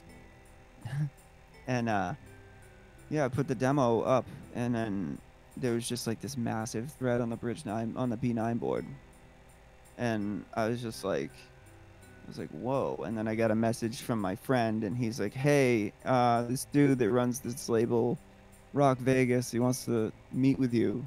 This is like less than 24 hours After you after I upload put the the songs, demo that's on. so cool. Yeah, on MySpace. I'm like, what the hell's going on? I'm like, it didn't sound like that amazing to me. It sounded like the first time I'd ever been properly recorded, but like, I could hear that I was just all over the place, like an untamed horse, like with my singing. I was just like wild in the studio. I didn't really know what I was doing, but people liked it because I was just really. I think it's because I was just really going for it Mhm. with the like singing thing, Yeah. and everybody was doing beat down hardcore then. Mhm. It was just, oh, want to start a band? Yeah. Dun, dun, dun, dun, dun, dun, dun, dun, dun, dun, dun, dun, friends, my friends. You know, it's just like, Jesus Christ, every goddamn band, really? Every band, every single band, like, so You you just- just did one thing slightly different, and Yeah. then I blew up. Wow, what do you know? I mean, you really stuck And, out. You really stuck out amongst like everyone else in No. the area, you know. No, I'm just kidding, but like, yeah, it was it was just like I just wanted to do something different. I was like, how about we make it about punk again? How about we make hardcore about punk again? Yeah. Was the mission. Like in the beginning, it definitely. Mhm. It was like, let's bring back loving punk bands and not being all about the heavy breakdowns and everything. And I mean, now, like going on 15 years of energy, I actually kind of wouldn't mind doing some heavier breakdown type stuff. You know what I mean? Just messing around. It's just, but back then, that's like everybody was trying to be one of like 4 popular bands Yep. that was heavy. And it was Integrity. Everyone was copying it for a while. And yeah, it's just, you know what I mean? It was just these things. And then we came out, and then another label came out of the woodworks after we had been approached by Rock Vegas, and he said like, oh, we'll put you up at the Outpost. And to me, I'm like, are you kidding me? That's like my dream studio. I hunted that place down like and found where it was in Stoughton because I heard that this legendary punk recording studio where all these hardcore and punk bands recorded amazing albums like Darkbuster, Blood for Blood, Dropkick Murphys, Slapshot, like just so many bands had recorded there. And I was like, and like, you know, American Nightmare and just tons of bands. And he was like, yeah, we're going to put you up at the Outpost. You're going to do 6 songs-ish. And I was just like, he's just like telling it to me like matter-of-factly and with no contracts. And I was like, I'm like, is this literally happening within 24 hours of me putting a demo online? I'm 21 years old. I was like, at the time, and I was just floored. Couldn't fucking believe it that many people were amped up on it. And then, yeah, another label messaged us. It was it was Revelation Records. I don't care. And that's cool. I just, I do wonder. It's like, oh, what would have happened if, we went with them? But yeah, there's always what ifs. But yeah, for sure. I personally had known the guy running Rock Vegas, and he was getting us on a lot of really important local shows. Like he was the reason why we were opening for Ignite every time they came through, and insert band that Energy would do well on a bill with. Why are we on the bill? That guy, you know what I mean? So it was like, well, he wants to put out our EP. It's like, do we take the opportunity from somebody who's being directly nice and helping us, or this big legendary label with a lot of, is it like pedigree? Is that the word? With just Youth of Today, Gorilla Biscuits, just, I don't know, Inside Out, Chain of Strength. You just keep going. But with just all those bands, and yeah, we were just like, we already signed a deal. Like, yeah, we kind of just said no. And but yeah, that was within 36 hours. That was like not even another day later that we got that message, and I was just like, whoa! If that first guy didn't jump on it, like that would have happened. I was like, holy shit! That's when I was just like, what is going on right now? There's like I have a choice. Like, I'm like, I have a choice of labels. Like, good God, that just seemed like so surreal, but it made sense to us what the decision to make was. Mm-hmm. It was interesting how interesting how like the the MySpace era, like that was we all like in our local bands, like we all would try to gain traction through that platform, and it seemingly worked out for you guys like with in great Yeah, it was really, really weird. I did not expect us to blow up on MySpace like that. Like, I actually checked some of the old archives of MySpace because my girlfriend's really, really good at that. Like, just internet stuff. I'm not good at it, and she is. She set this whole thing up. She downloaded Discord. She downloaded. She set up the interface. She's really doing a lot of the stuff that people don't see probably. But yeah, hi Tiffany, I know you're watching this. But yeah, what was I talking about? Sorry, I got sidetracked there. You're about how you got like all the MySpace stats and stuff. Yeah, okay, yeah. She looked at the archive. Do you know how they have those internet archives? Yeah. Well, or like we found one for 2008 screenshot of like plays and stuff, and it was like astonishingly higher than like just at that time. Then I think we have like total listens on like any Spotify track or any song on YouTube, or it's just like the numbers were crazy, but like nobody was keeping track like how they are now. So those numbers are just lost and meaningless, other than the subconscious like memory of the influence they might have had or not had or whatever. But it's just strange how the internet has been evolving. Yeah, for sure. Yeah, because that unfortunately it didn't last, especially like once they updated to that terrible like new layout they had, where because you remember back in the day your MySpace was basically like your website. So like I mean that was a lot of my first freelance jobs. Like I would design layouts for bands, and like that's how I would like get better. Cool. And like it was so cool and it looked like shit. I mean I always I mean it was easy to figure out back then, because like back then like I'd pull up Firefox, you'd like be able to open up the code, and then you would see like where the images were embedded, and then you could just kind of like figure out like, all right, this needs to be this size, this needs to be this size, and then like that was how I like figured it out. And then eventually like you kind of like hack the coding and or not hack, but just browse it, and now you can't even really see where like things are embedded with like the new like HTML and stuff, but yeah, it's that's such crazy stuff. Again, my girlfriend's like into coding and all that stuff. It's interesting. It's cool. I like it's stuff I'm not into that I need to be into. So works out. So you riding that wave, you had the exposure through like MySpace, and had like your shows and stuff that blew up, and then eventually you put out Punch the Clock, which I got both.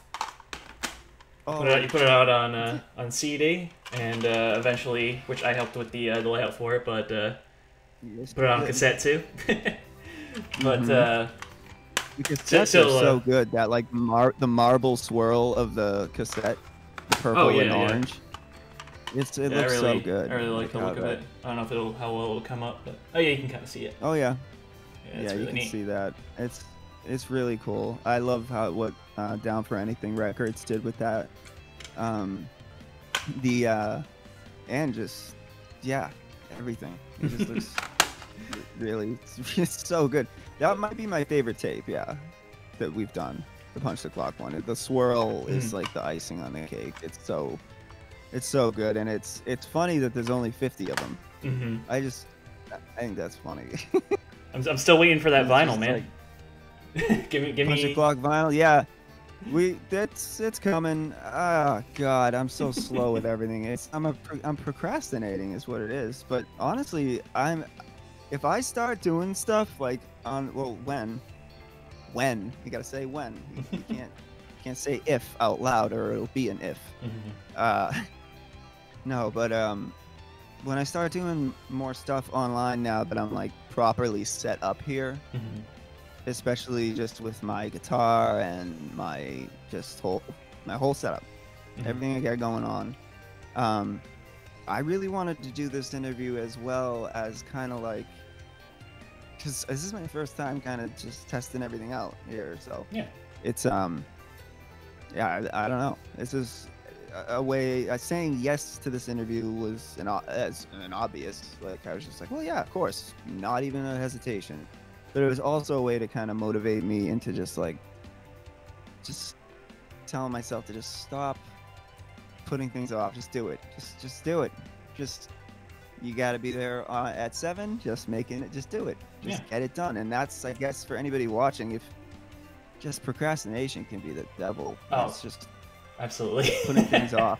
Yeah. It's like, I mean, I want to chalk a lot of the energy stuff up to procrastination, but it's because I didn't have the tools really. But from here on out, it would be procrastination. Yeah, because I have no excuse anymore.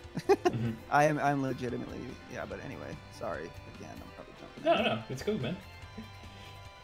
But yeah, so you released Punch the Clock, and actually I found an interesting quote from you from when you were kind of talking about like when you put out that record and then kind of leading into Invasions, how it wasn't exactly like the record that you want, or stylistically wise, not exactly what you had in mind for the band, but yeah, compared to like eventually like what you did in Invasions, where like you kind of like that was like you it seemed like you wanted to go more melodic as opposed to like a hardcore punk style, like just to like really like give you guys like a really distinct sound that really like stood out, which like I mean that was what like I saw you back in the day at Fallen Friends at the Tiger's Den, like back when like the demo was out, but it was really your Invasion stuff that really like caught my eye, and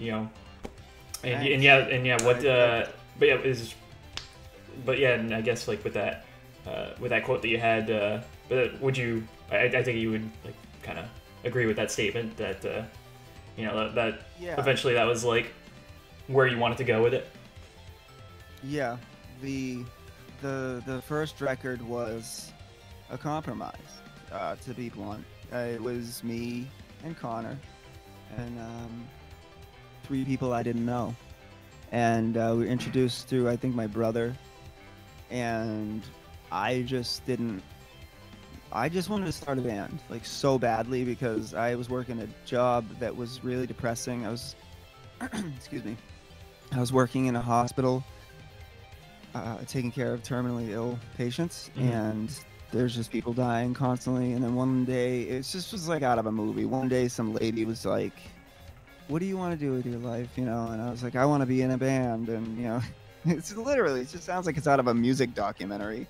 And she's like, then go do it, because you're just gonna be here someday. Like, that was so dark. Like, I was like, oh my God. And I legitimately just slacked off on my job long enough where I got fired and collected unemployment long enough to level out and figure out my situation for the band. And then I just seized the opportunity with 3 strangers I didn't know from a hole in the wall. And I was like, do you like punk? Do you like anything like that Connor and I like? Do you like anything like that? We had meetings.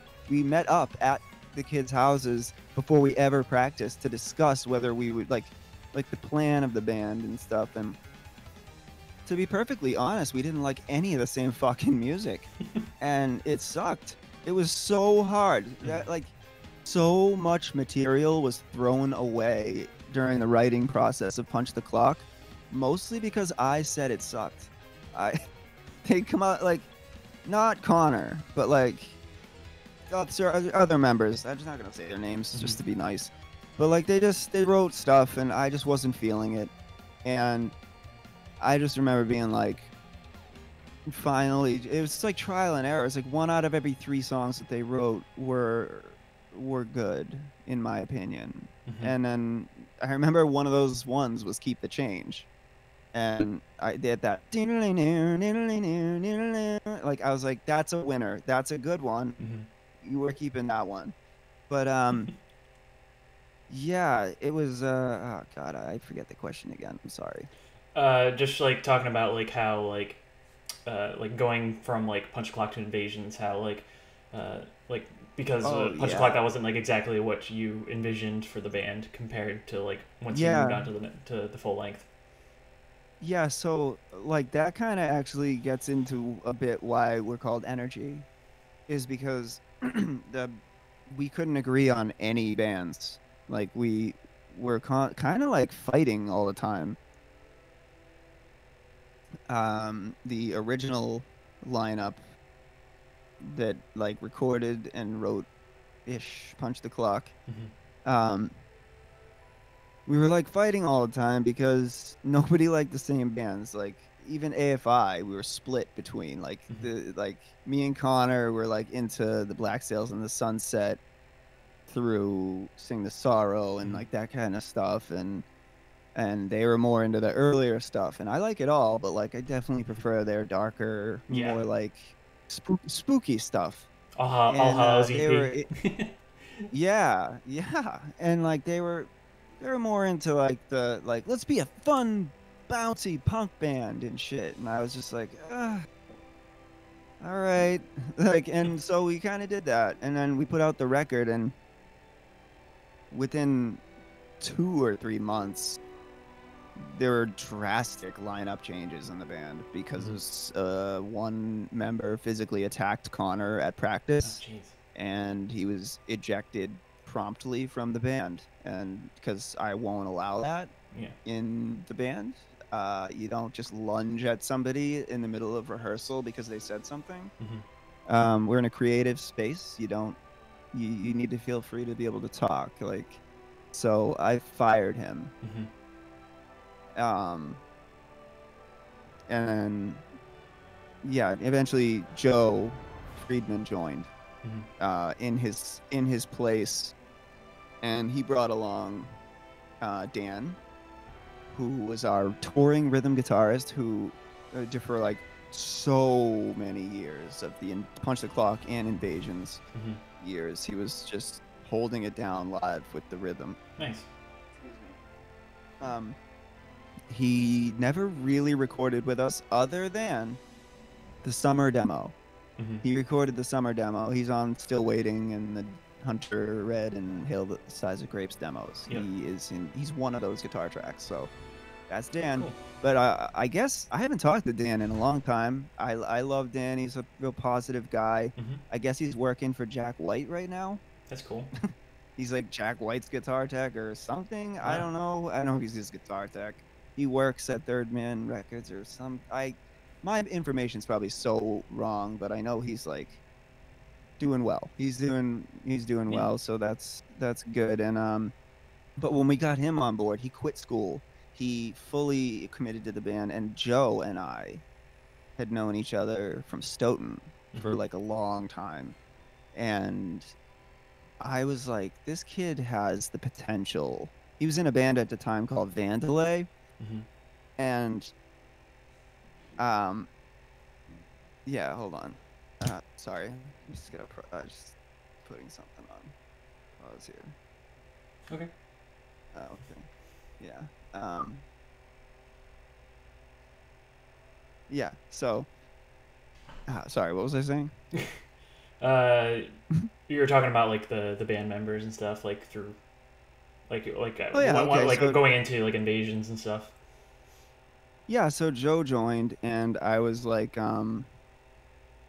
that's when I knew I had like a partner in writing, because he knew all kinds of like inverted like chords. Like he knew how to play basically like a little bit with a little bit more precision and intricacy and all that kind of stuff, like and layering. He was just a skilled guitarist, and I think he went to school for it, and there was like, yeah, he's just really into AFI. He's really into Minor Threat. He was really into Bad Religion. He was really into Brian Baker's guitar work. Like, I could tell that if I inserted this kid into the band, he would work out well. I just knew it.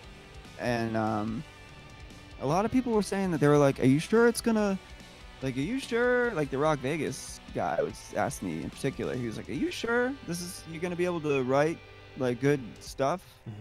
Without the other guys that were writing the Punch the Clock stuff. I'm like, don't worry about it. I just knew that we had a better record. I had a better record in me still. I was like, this is far from over. I was like, because the whole band like fell apart after Punch the Clock. And which is again why I find it funny why people are just, why are you still doing Energy? It's like, I've been hearing that since like the first couple months of the band when the members left. It's like, shut up. But yeah, Joe joined, and then I gave him basically an idea, like a few bands, a few like I would watch him play and I'd be like chords like that, put more chords like that in there, like whatever that is, like the sounds of like, I was so uneducated with guitar. Like, I didn't know anything he was doing. It was full chords. Like, he was not playing hardcore. Yeah. Like, those are like soundscapes he made. It's crazy. Any riffing going on was like my doing. Like, like a riff, like any like hooky kind of riff was either Connor's bass line in 400 that he wrote, or it was like the intro to Invasions that I wrote. But like, and I'm not trying to diminish Joe's abilities. It's just like he was just like, he was like a whole other level.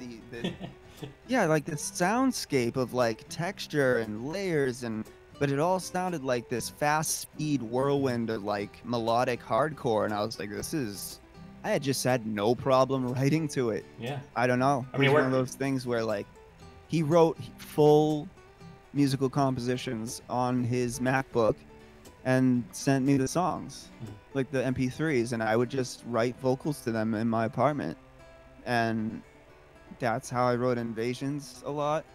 And yeah, it was just so good, like such a good pairing. Yeah. Absolutely. And we started to write songs, and Hail the Size of Grapes was the first one we wrote. And that's when I knew, I was like, oh yeah, this is the best thing we've done so far. Like, I remember feeling that way, yeah.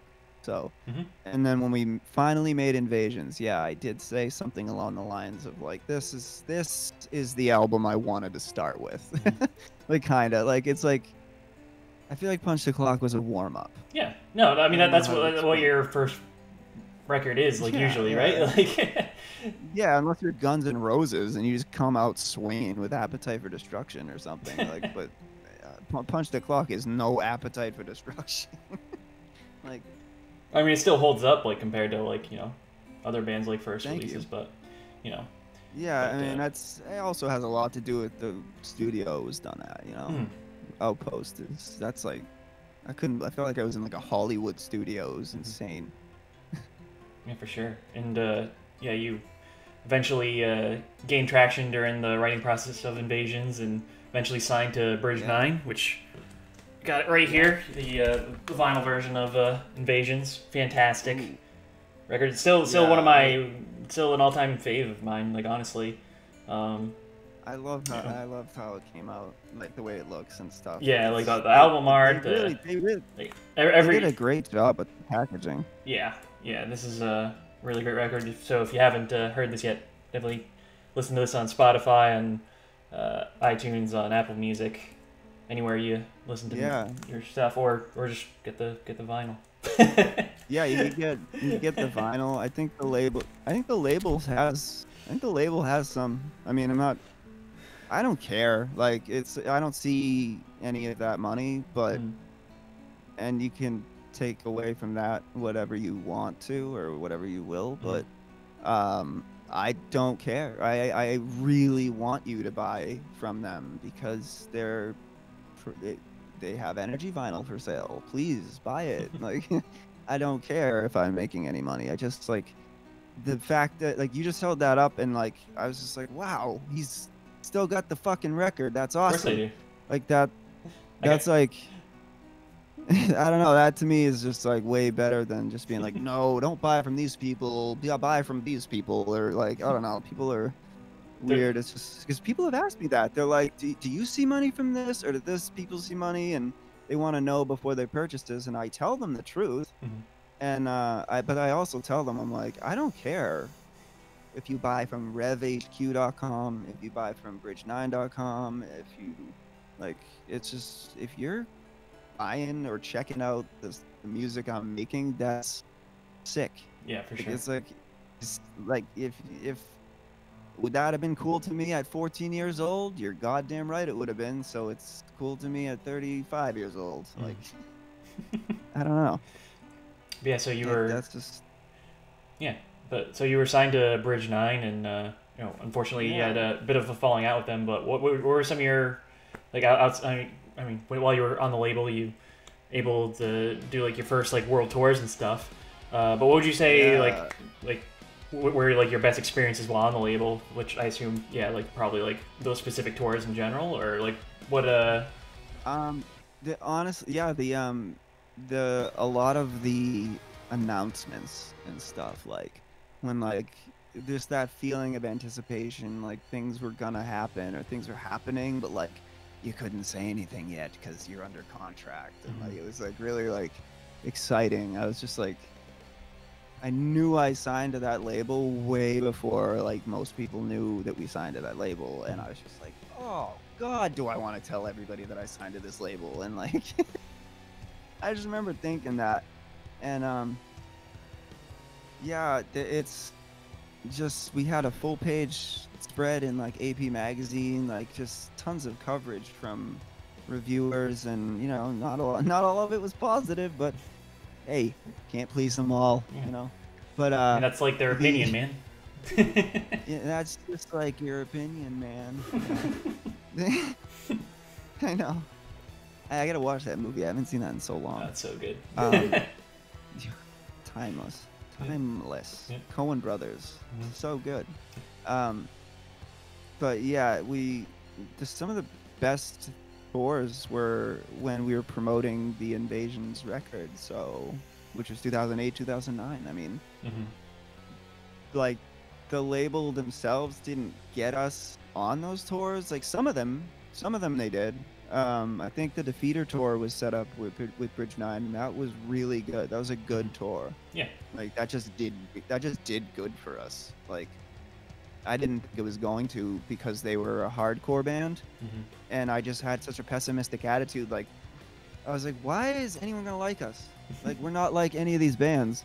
Like I don't know. I just felt like we were such outcasts because, I don't know, a lot of the time the crowd did look a little confused that we were doing something different than the other 5 bands, and I guess that's what I assume is like the biggest, was probably the biggest challenge for you guys in general, just like having to like distinguish yourself between like the hardcore and punk scenes then.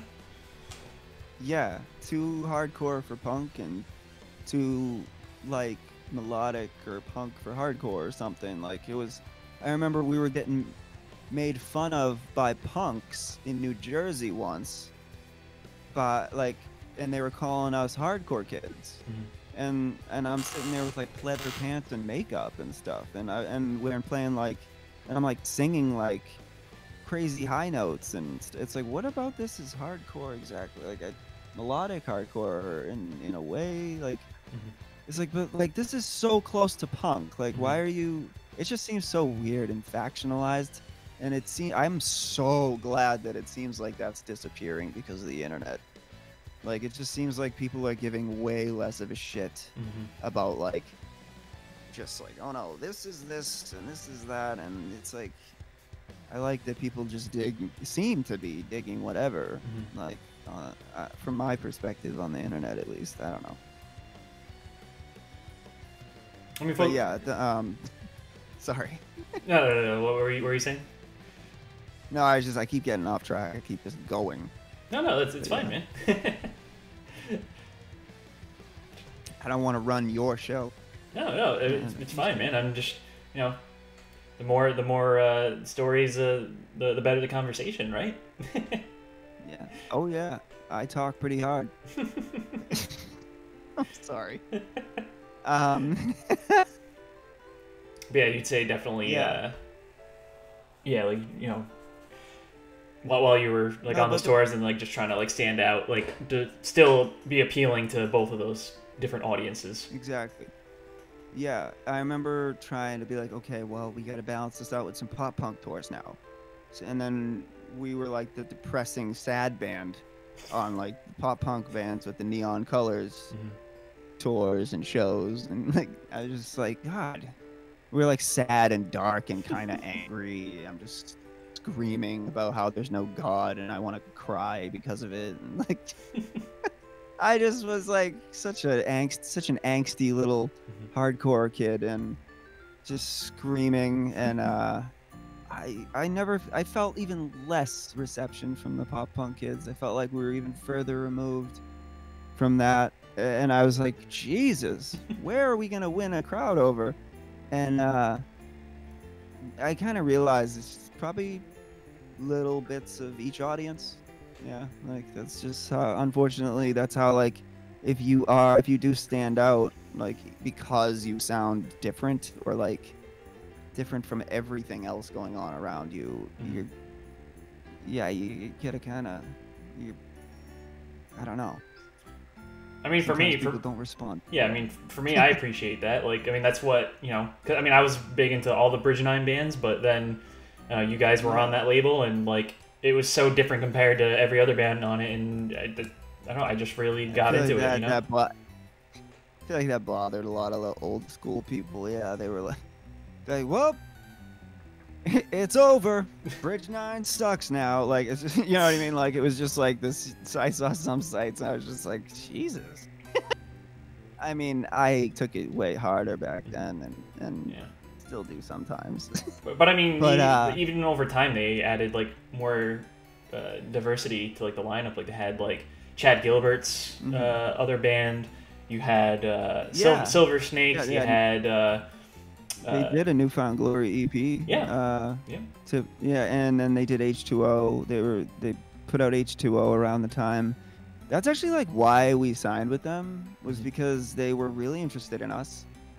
I knew that I liked a shitload of the bands on the label already, so I was like, well, I don't even feel like I'm selling myself short here. Like, I love these bands like Carry On and Ramallah and Mental and No Warning, and like every band that was on the like every band, almost not every band, but I was into a lot of the bands. I have a lot of their stuff, and man,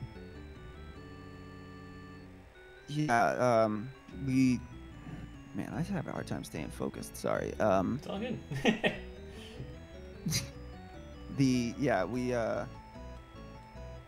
Where was I going with that though?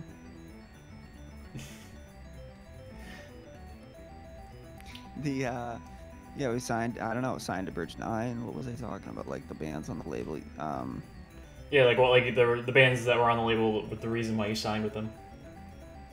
Yeah, they were really interested. They saw how much buzz was happening around Punch the Clock, and I guess Aram from Betrayed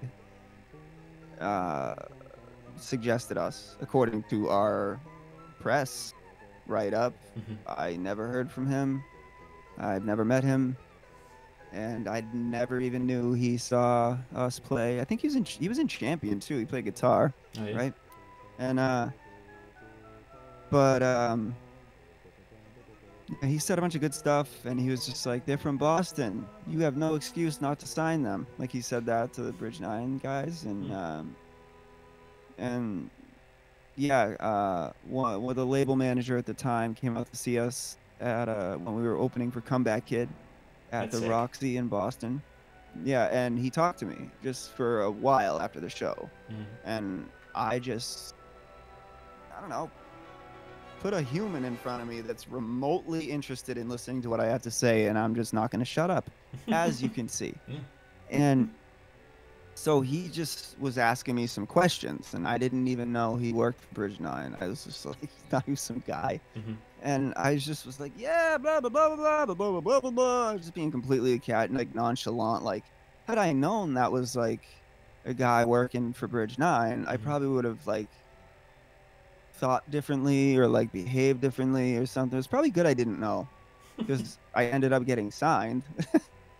So like he he wanted to hear some demos of like what we were working on, and when I sent him Hail the Size of Grapes and Hunter Red, he was like, yeah, that's what I'm talking about. He was like, they were like psyched on that. Mm-hmm.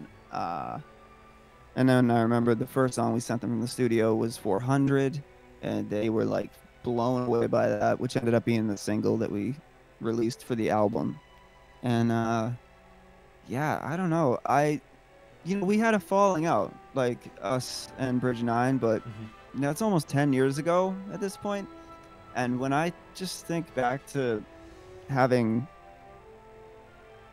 like, being a little kid and just dreaming of being in a band, Mm-hmm. and then, like, how hard it is for bands now, I'm just, like, so grateful I had that imprint and that opportunity, Oh, for sure. and that I was just doing what I was doing at the time I was doing it, just because I got to go to Germany, I Mm-hmm. got to go to Poland and Italy and the even recently, the United Kingdom. Like, it's just like, It's awesome, man.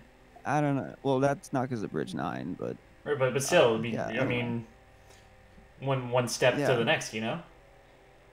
Yeah, yeah. I mean, it was just like, I just, it was definitely like once we were on that label, people took us seriously.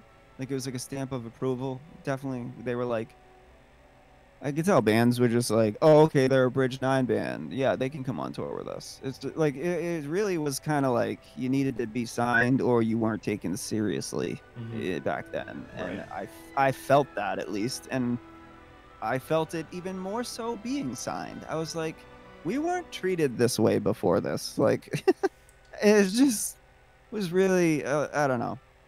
Yeah. But, I don't know. I'm just like so grateful that there's still an imprint of what I did with like on that label Mm-hmm. on the internet, and that people like you still have the record 12 going on 12 years Yeah. later in what seems to be pretty good condition still. Yeah. Dude, I mean, I have the full set, you know. I got every Oh color yeah, you and get the orange, yeah, and you get the teal, you get your got the the test teal? press too. You get the test press. Yeah. Good, yeah. Jeez. Yeah, so got I them say, all, and it's one a more? record. It's a record that I love to listen to. Uh, it's always in rotation around Halloween. You know. Awesome. I noticed my monthly listeners spike hilariously on the day of Halloween. That's my peak day. Yeah. I'm not kidding. Like, 'cause, like ever since I figured out how to like, operate a Spotify profile Yeah. a couple years ago. Um, excuse me. The only in 2017 we got asked to go to the UK, and yeah, we got a manager for over there or something, and he was like, "What's with your Spotify, dude?" And I was like, "What do you mean?" I'm like, "What do you mean?" And he's like, "It's a mess." He's like, have you even like claimed it like as yours?" And I was like, "You can do that?" Like, I was so like clueless. And but like in the years since, I've noticed like it might not have been last year, but the year before, it was like 4 p.m. or 6 p.m. It was like right before like trick-or-treating time or like go out and party time, Yeah. where we had the highest listening traffic of the year. I was just like, that is so funny that we're like synonymous with Halloween in that way. I mean, I always. That's cool. Yeah. I mean, it's like That's perfect cool. to make like a I love Halloween that. playlist. Like it's Invasions or anything from your discography. The All Hallows EP. Yeah. Anything from the Misfits. You know, like. Yeah. It all just like yeah, fits so perfectly. Definitely. I know. There's just certain bands, certain moods. I'm just like honored and thrilled that like people even, because people do say that to me. They're like, yeah, its energy's just like autumn, fall music, Halloween music, and I'm just like, yeah, Yeah. I mean, yeah, I'd like to think it could be listened to year round, but it certainly evokes those emotions because that, to me, that time of year is just the most beautiful and the most romantic and colorful absolutely, yeah. and emotive, and is everything about it. I mean, I got all these fucking autumn leaf tattoos all over my whole everything. I'm just obsessed. So yeah, I mean, everything I do is probably gonna. Sometimes I get an urge to just do major key songs that don't sound anything like that, and I have done those, and it's cool. But I definitely feel more at home just doing dark stuff. Yeah. Yeah, for sure. And you know, you mentioned eventually you had the split with B9, and then you started doing more independent stuff. You had a lot of the stuff you were doing with Mike Randini for a little bit, but then eventually, because that was like more of a like stylistic wise, it kind of like changed the band for a little bit, where you're doing more like kind of like doo-woppy to the sound, but then like eventually you went back to like that Invasion sound with New Worlds of Fear and Apparition Sound, which got like both the right same here. record. That's my clever rebranding right there. Yeah. I will admit I was a little confused by the re-release with the rebrand, but I mean, when you explained it to me, I totally got it because you recorded with Chris Coran. Apparition Sound is his studio, and nice little credit to him with the album title. Plus, it's a cool name for an album too. So. Yeah, and I just thought, I'm like, this is the studio output. This is like the album basically that we recorded at the studio when it was called Apparition Sound, and it's just all the tracks, and I don't know, why did that album come up? You just held those up. What, New Worlds or Apparition Sound? Oh yeah, I know, because you're talking about the evolution of the band. Yeah. Because like when you first went Mike, like independent, you had Mike in the band, and then you were doing like Children of the Night and stuff like that. Yeah, I definitely I'm not gonna lie, I had Mike in the band, and I felt like I was using him as a crutch for myself because I trusted in his songwriting so much, and his I was in the worst writer's block ever, and I just was I don't know what to do. I could sometimes I helped with writing and everything like that, but then Mike and I had a bit of a falling out, and we're friends again. Everything's cool. Yeah. But I, for the first time, was I don't have a band now. I don't have anybody writing songs. What is energy over? And I just panicked. I was like, this has been my whole life. I'm 27, at the time. I was like, oh shit, or 26. And yeah, something in me just made me, I was like, I gotta prove to people that I can continue this if I want to.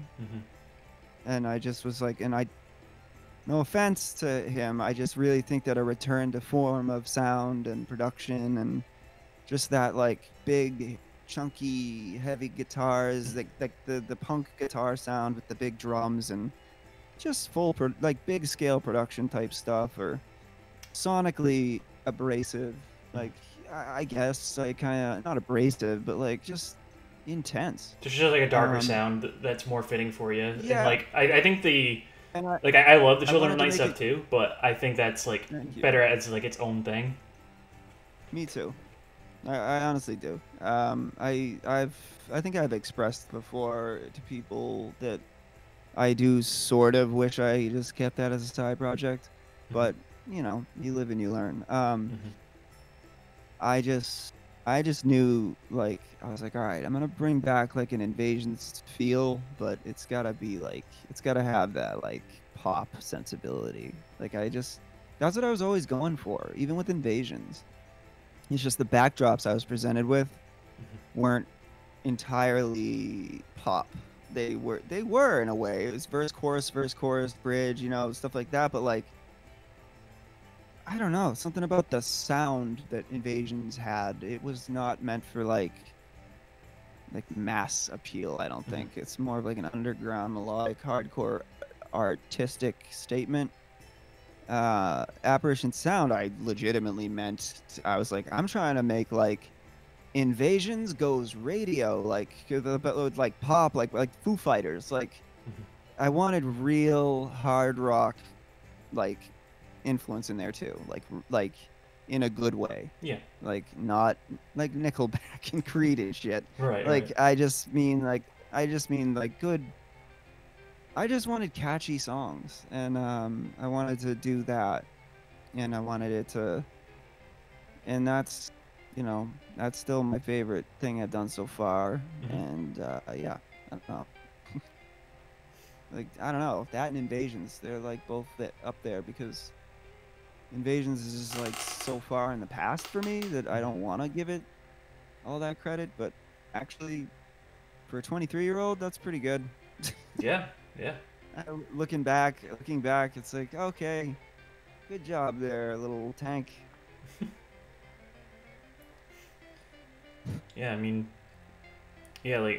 Invasion's still like my favorite overall thing you put out, but I mean, once like New Worlds of Fear came out, which eventually became Apparition Sound, Yeah. still like because it went back into that heavier like darker territory again, and it just it just hit really well for me with that one too, and still like even some of your like best material on that one too, and yeah. Yeah, New Worlds of Fear, that I remember when I was recording Another Yesterday as a standalone single, I was playing the riff for New Worlds of Fear. I was saying to Chris, I'm like, dude, wait till the next time I get in here, with the next time I have enough money. I was like, listen to this riff, it's gonna be sick. And I just I just was playing it through his like setup, like while in between tracking Another Yesterday, and he's like, yeah, that's pretty good. Well, and then I just remembered, yeah, I always have these riffs come to life years later, like a lot of the time, because it's big stretches between when I can get into a studio or not. But yeah. Yeah, for sure. Yeah, so I actually wanted to mention too that when you were doing New Worlds of Fear, you actually like crowdfunded that album too. You did that through Indiegogo, which ended up being successful. And if maybe if it wasn't for that at the time, then maybe we wouldn't. We'd either still be waiting or. That is actually. Thank you for bringing that up. Jesus Christ. It's like, yeah, that whole album, that wasn't funded by like a label. That was funded by people who wanted to hear something else from me. They wanted to hear the next thing that came from me. And the fact that enough people gave a shit enough to donate enough money, some people hundreds of dollars from like Germany, and I was like, are you kidding me? Like, they're just like, I just need to know what you're gonna do next and stuff like that. Just really positive, supportive messages, and I was just like floored that I was. Yeah, I don't know. It's awesome that you were able to get that kind of support and make that happen. So. Yeah, I know. I was just like, every dime of that just went straight to Chris, and I was like, let's make the record that we want to make. It's just, I got drums and bass done with Kevin and Connor on Apparition Sound, and they kind of took off. And it was just me and Chris with the guitars and the singing and all the background spooky sounds and shit. Like, yeah, it's, I don't know. I love recording with him.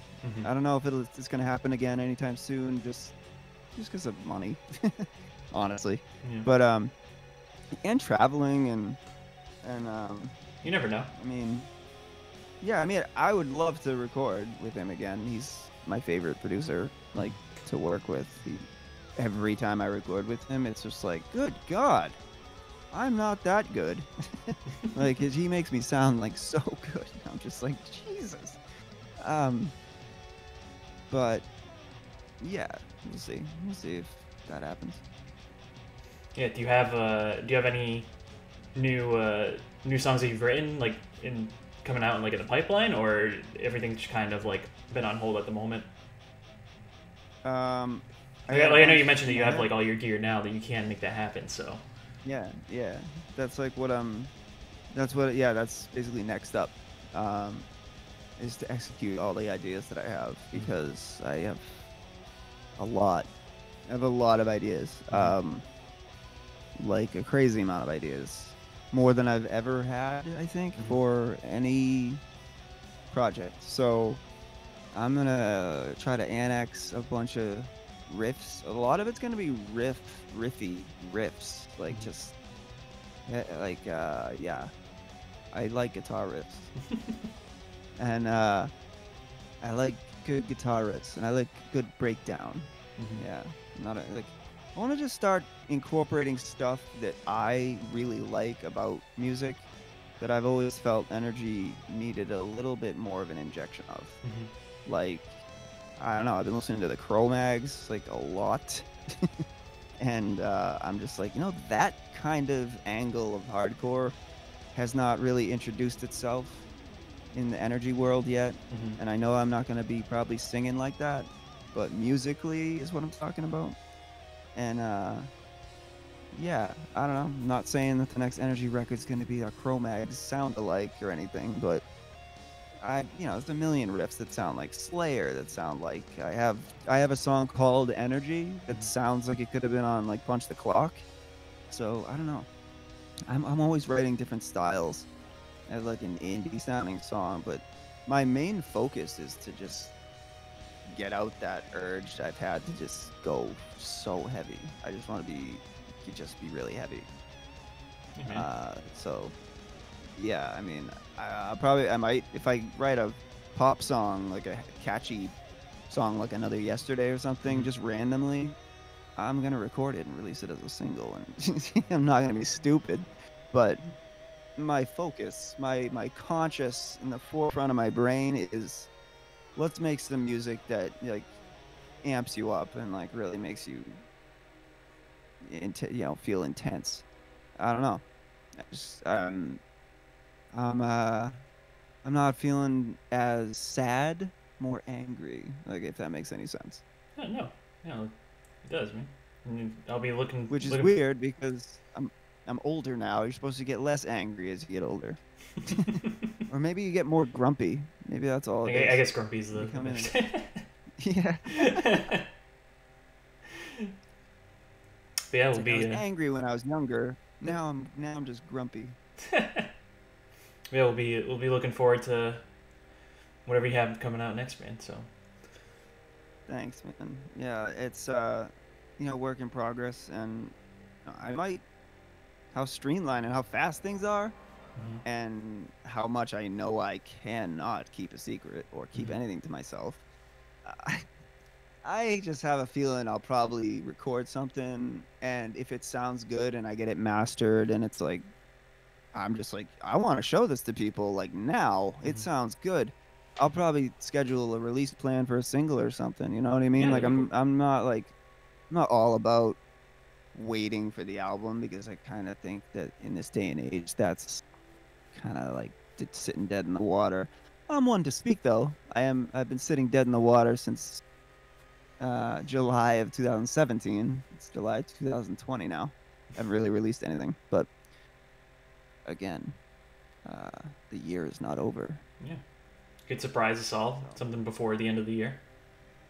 Perhaps by Halloween. Ooh. Did I just set myself up for a promise to the public? That's usually what it ends up taking. You heard it here first. Yeah, that's usually what it ends up taking, is for me to make some kind of commitment to a person, or like any people, or somebody books me for a time at a studio. I'm like, oh God, I gotta do it.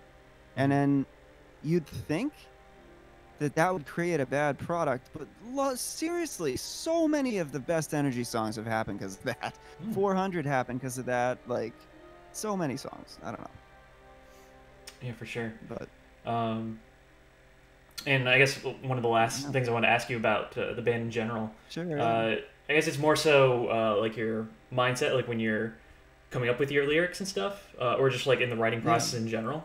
Well, first, I guess I'll ask, like, do you come up with like the instrumental stuff first and then the vocals, and also like, do you have like an overall like theme when you're writing your songs? Like, if you're, let's say you're planning like a full release, like, do you have like a theme you want like to intertwine like through all the songs, or do you like kind of just do it like one at a time and like then just kind of figure out a way to make it all work together?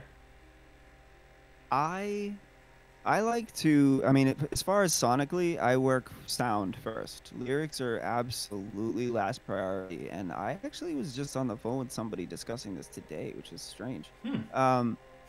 Is that, yeah, I was on the phone with my brother today, and we were just talking about music and riffs, and he used Earth Crisis as an example because he's not vegan and he's not straight edge or anything like that. But it's like his favorite band, like the breakdowns, the riffs, everything. And he's just like, we were discussing how, like, whether it be screaming or whether it be singing, it's like the sonic, just sheer sound of the way the consonants and the vowels are and the way that they're hitting your ears.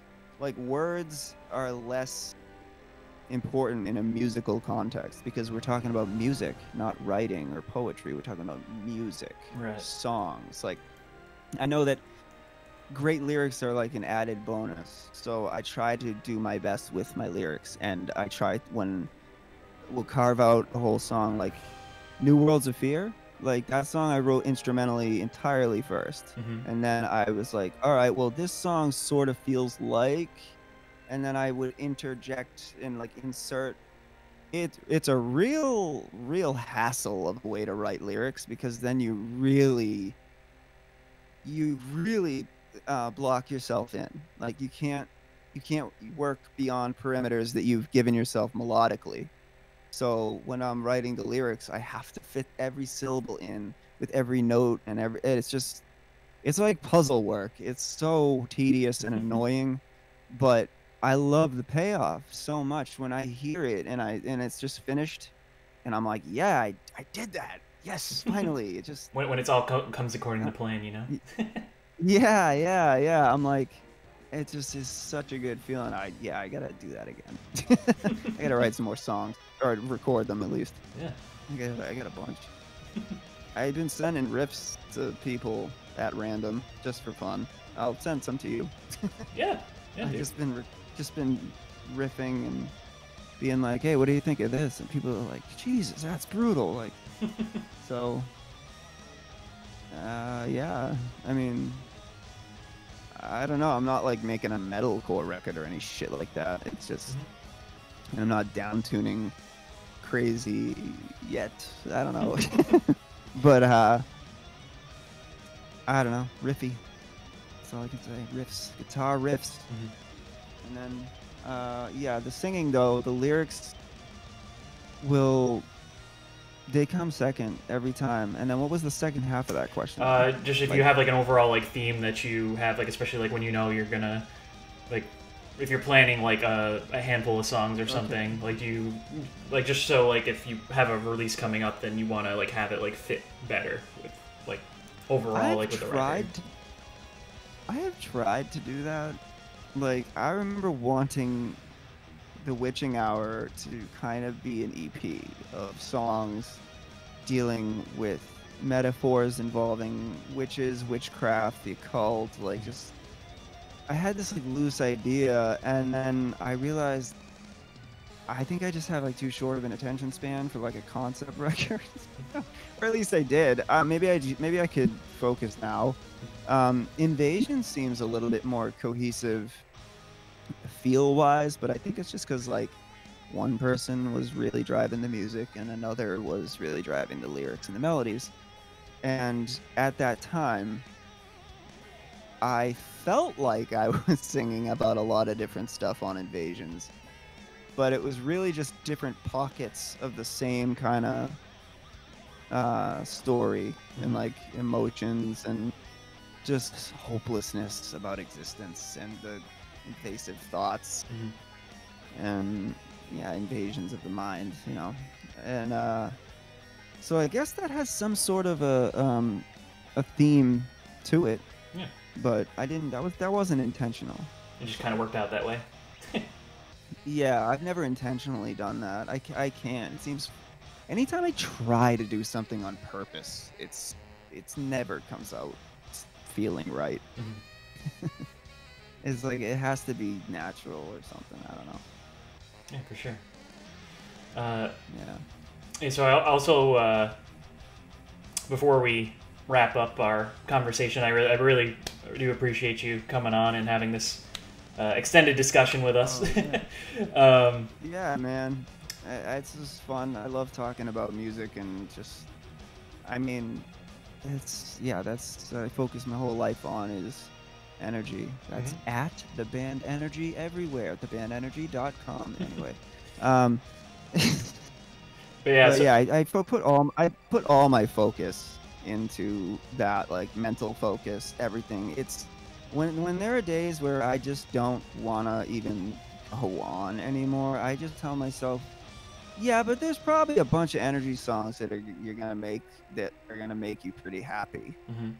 And that is enough to keep me just like living still, as depressing as that might seem. So if energy is this like beacon of like positivity and potential creativity that I can still just keep focusing on, then I'm gonna keep. You can't tell me no. It's for sure. Yeah, that's what keeps you going, man. Just keep going for it. Yeah, whatever keeps you going in that positive way, that is like your reason for just keeping on. It's like you gotta do that. You just gotta do that. Definitely. Yeah. Well, the last thing I wanted to touch on, or last couple things, I guess. You started you have your YouTube channel going, youtube.com/talkhard, and you do a bunch of vlogs. You do some acoustic tracks on there. You do your Talk Hard, your vinyl pickups. And you're seemingly going to be doing it on a more consistent basis now, right? Yes. And what's it been like for you, like putting out content on your channel and seeing it slowly grow? Hey, it's been rough at first because like I had a computer from 2009 for the longest fucking time, and it was so slow, like video editing and every kind of editing and blah blah blah blah blah. But like I said, my setup is improved, so I'm good, and we can get back into production now. The place there's some renovations going on at the place I'm living at, so there was a bit of that going on. It's just life stuff that is standing in the way right now. But as far as after this goes, this interview, I think next up on my plans is to open up the DAW and start tracking to a metronome. There you go. Yeah. And then you also mentioned your radio show thing that you were on to start up. Yes. If you want to delve into that. I know. I haven't even mentioned. I forgot about that. TalkHard.org. I'm gonna start doing that because I can't do this. I can't do this to my girlfriend. I can't do this to my friend Nadine. I'm just kidding. She gets a kick out of it. So does Tiffany. It's just I just talk so much about music is what it is. I talk so much. I'm so into music, and I'm not just talking about my music. Like you just say it's not just like whatever music I'm into is an infatuation beyond obsession, and I memorize everything. I can't shut the fuck up about it. So like, why not? I found this cool site, MixLR, and they let you just go on there and talk, and you hear a voice, and then I can stop, play songs from Spotify, and then I'll just fucking talk about the song forever, or not forever, if if you want. I don't know. Like, whatever I feel like, I'll try to keep it short and play more music, or maybe I won't. Maybe you'll be there to hear me talk. Yeah. I don't know. I have no clue, but it's just me trying something new. I like doing that. Like, I like trying to just think of like new ideas. Like, I made a post. I was like, hey, how do you start your own radio show on the internet? And nobody could give me an answer. I was like, that means it's a good idea. And like, so I found like a site that did it, and I was just like, okay, I'll do a trial run here, see what's going on, and I liked it. And yeah, it's cool. Like, you just hear my voice. It's Talk Hard with Tank.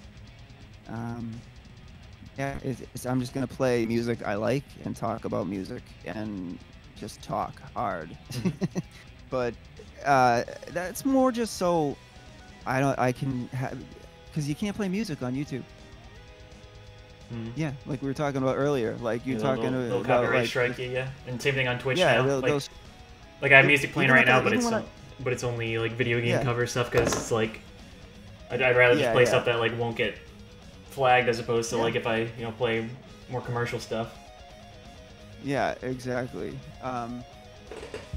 It's like, even when I put my own music in my videos, they're not able to be monetized anymore. So it's just like, because my music distributor is collecting the money. So it's just like, you can't put anything in. You can't just, like, listening to music just isn't part of the video experience in 2020 right now, at least. Right. So I don't know. I just thought I always thought, because Talk Hard is obviously taken from the movie Pump Up the Volume with Christian Slater, and he just says that, like, it's kind of his tagline, and he has a pirate radio show, and it's like, I don't know. I just thought it was funny, and I remember my mom showed me that movie, and he had like Rollins Band cassette and Bad Brains and Descendants, and I was like, oh, this movie seems like it's gonna be pretty cool, and then it was really cool. I don't know if you've seen it. I haven't seen it, no. Check it out. Pump Up the Volume. It's an 80s movie. It's cheesy. It's awesome though. It's really so cool. And yeah, when I saw that, I was like, I definitely want to try that someday. Plus, Howard Stern's Private Parts, that film. Yeah. Like, I didn't read the book as a kid. I just didn't. I was reading like Marilyn Manson's autobiography. I was way more into like the depravity or whatever of that insanity.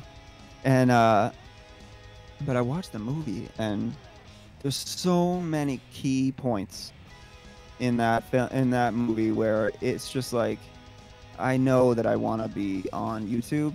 I know I want to be on radio in some way. I know that I want to be a musician, but like, it was watching Private Parts as a kid that initially I was like, I would definitely like to do this, because you get me talking about music and you pretty much have to make me stop. So I don't know. It just seems, and it's not like anyone's just like telling me to shut up either. People are just like, I enjoy how passionate you are about the music. Like, people seem to just like that. So I don't want to put people off, but they seem to enjoy how much I throw myself at the music I enjoy. So if that can be to somebody's entertainment or even just for fun for me, when I have downtime. No, I mean, I think my brother just texted me, send me brutal riffs you have. He must be listening to the podcast. Or is this a podcast? I don't even know what this is. Twitch? Essentially, it's I just describe it talk show podcast thing, but that's cool. Are you gonna put it on your YouTube or something? Yeah. So what I do, I highlight this. So it's always on Twitch. So because usually what happens if you don't highlight a stream, it'll disappear after like 60 days or something like that if you're a Prime member. And but yeah, so I highlight it. So then, I mean, these just little conversations that I have with everybody on here, I make sure to highlight those. I never keep the game stuff, but yeah. So I'll highlight that, and then I export it to YouTube. So I'll send you the link to that. Awesome. That's awesome. I have like one of those official artist channels for Energy, like YouTube verified it, which I didn't. I was like floored at that. I didn't know how I pulled that off. And to get verified anywhere is insane. Oh yeah. And yeah. I think that's like the only place I'm verified. But anyway, yeah, there's a feature for verified channels where you can actually post community, like you can actually make like posts and stuff, so I could share your video like on my channel from your channel. Like I don't have to upload it at all. Like it's, I don't know, you probably already know this. Yeah, you can make like a playlist and then for like featured video. Like I on my channel for like friends ones that I'm on, I'll add those in there. But I can actually create like a community post is what I mean. Like it'll show up on your subscription. It'll show, if you're subscribed to Energy, it'll show up on your subscription's feed, and you'll see a link to your video. So cool. Anyone that's subscribed to us is gonna get like notified of this. So sweet. That'd be cool. Yeah, man, that'd be awesome. Yeah, I know this is stuff that we should be discussing after the interview. Yeah, it's all good. Whatever. But the veil has been lifted. Yeah, and you know we've been chatting for about 3 hours now, and really thank you so much for coming on, my man. It's been a fun time catching up with you.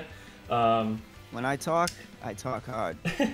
Exactly, and definitely check him out. Talkhard.org, youtube.com/talkhard, or any of or any spot you can find his discography on. Energy.com. Yep. MonsterPartyRecords.com. Yeah, so on Spotify, on iTunes, Bandcamp, anywhere you get your music, you can find them. But I guess Energy.bandcamp.com. I'm a shill. Like I will just sit here and hawk my stuff forever. And if you want to follow me personally, pretty much everywhere across the internet, I'm just Tank from Energy. It's a sentence as a username. It's really easy. Just that, it's just tag right above his name. Tank from Energy. Yeah. But it's just that's me all over the place. So usually what I do at the very end of these discussions, I usually leave it open for Q&A. If anyone in the chat has anything you'd like to ask him, whether about the band, his stuff he has coming up, feel free to leave it. We actually had one question here that from beforehand that I didn't get to yet, so I'll ask you that. But yeah, if anyone still hanging out in the chat, if y'all have a question for Tank, please leave it down there. Or if you prefer to leave it with the highlight my message with the channel point reward, just try to make sure I don't miss it. But I mean, I shouldn't be able to miss it anyway. But yeah, like I said, if you have a question, leave it down there. We'll get to it. But yeah, one question here from beforehand that I didn't get to. As a musician or the like, did you find yourself getting screwed over often from venues, like getting paid or the like? As a hotelier by trade, I sometimes would book bands to get to know how far I could exploit them. So yeah, do you ever find yourself getting screwed over, like getting paid like for a show or like? Yeah. Oh yeah. Yeah. It was that. Yeah. I mean, there were times where there was a time once in Texas where the dude like wasn't gonna pay us, and Connor just took his. He just grabbed his like clipboard and his key, or like Connor locked himself in the guy's office of the venue. He locked the guy out of it, and then Connor started going through his records and stuff.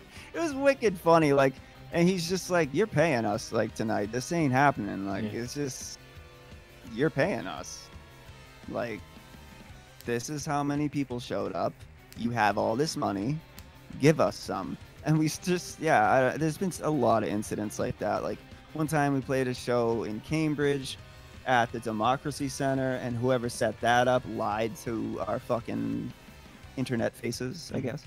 They were just like, "Oh yeah, that guarantee sounds totally fine. Like we'll give you that amount of money. That's good."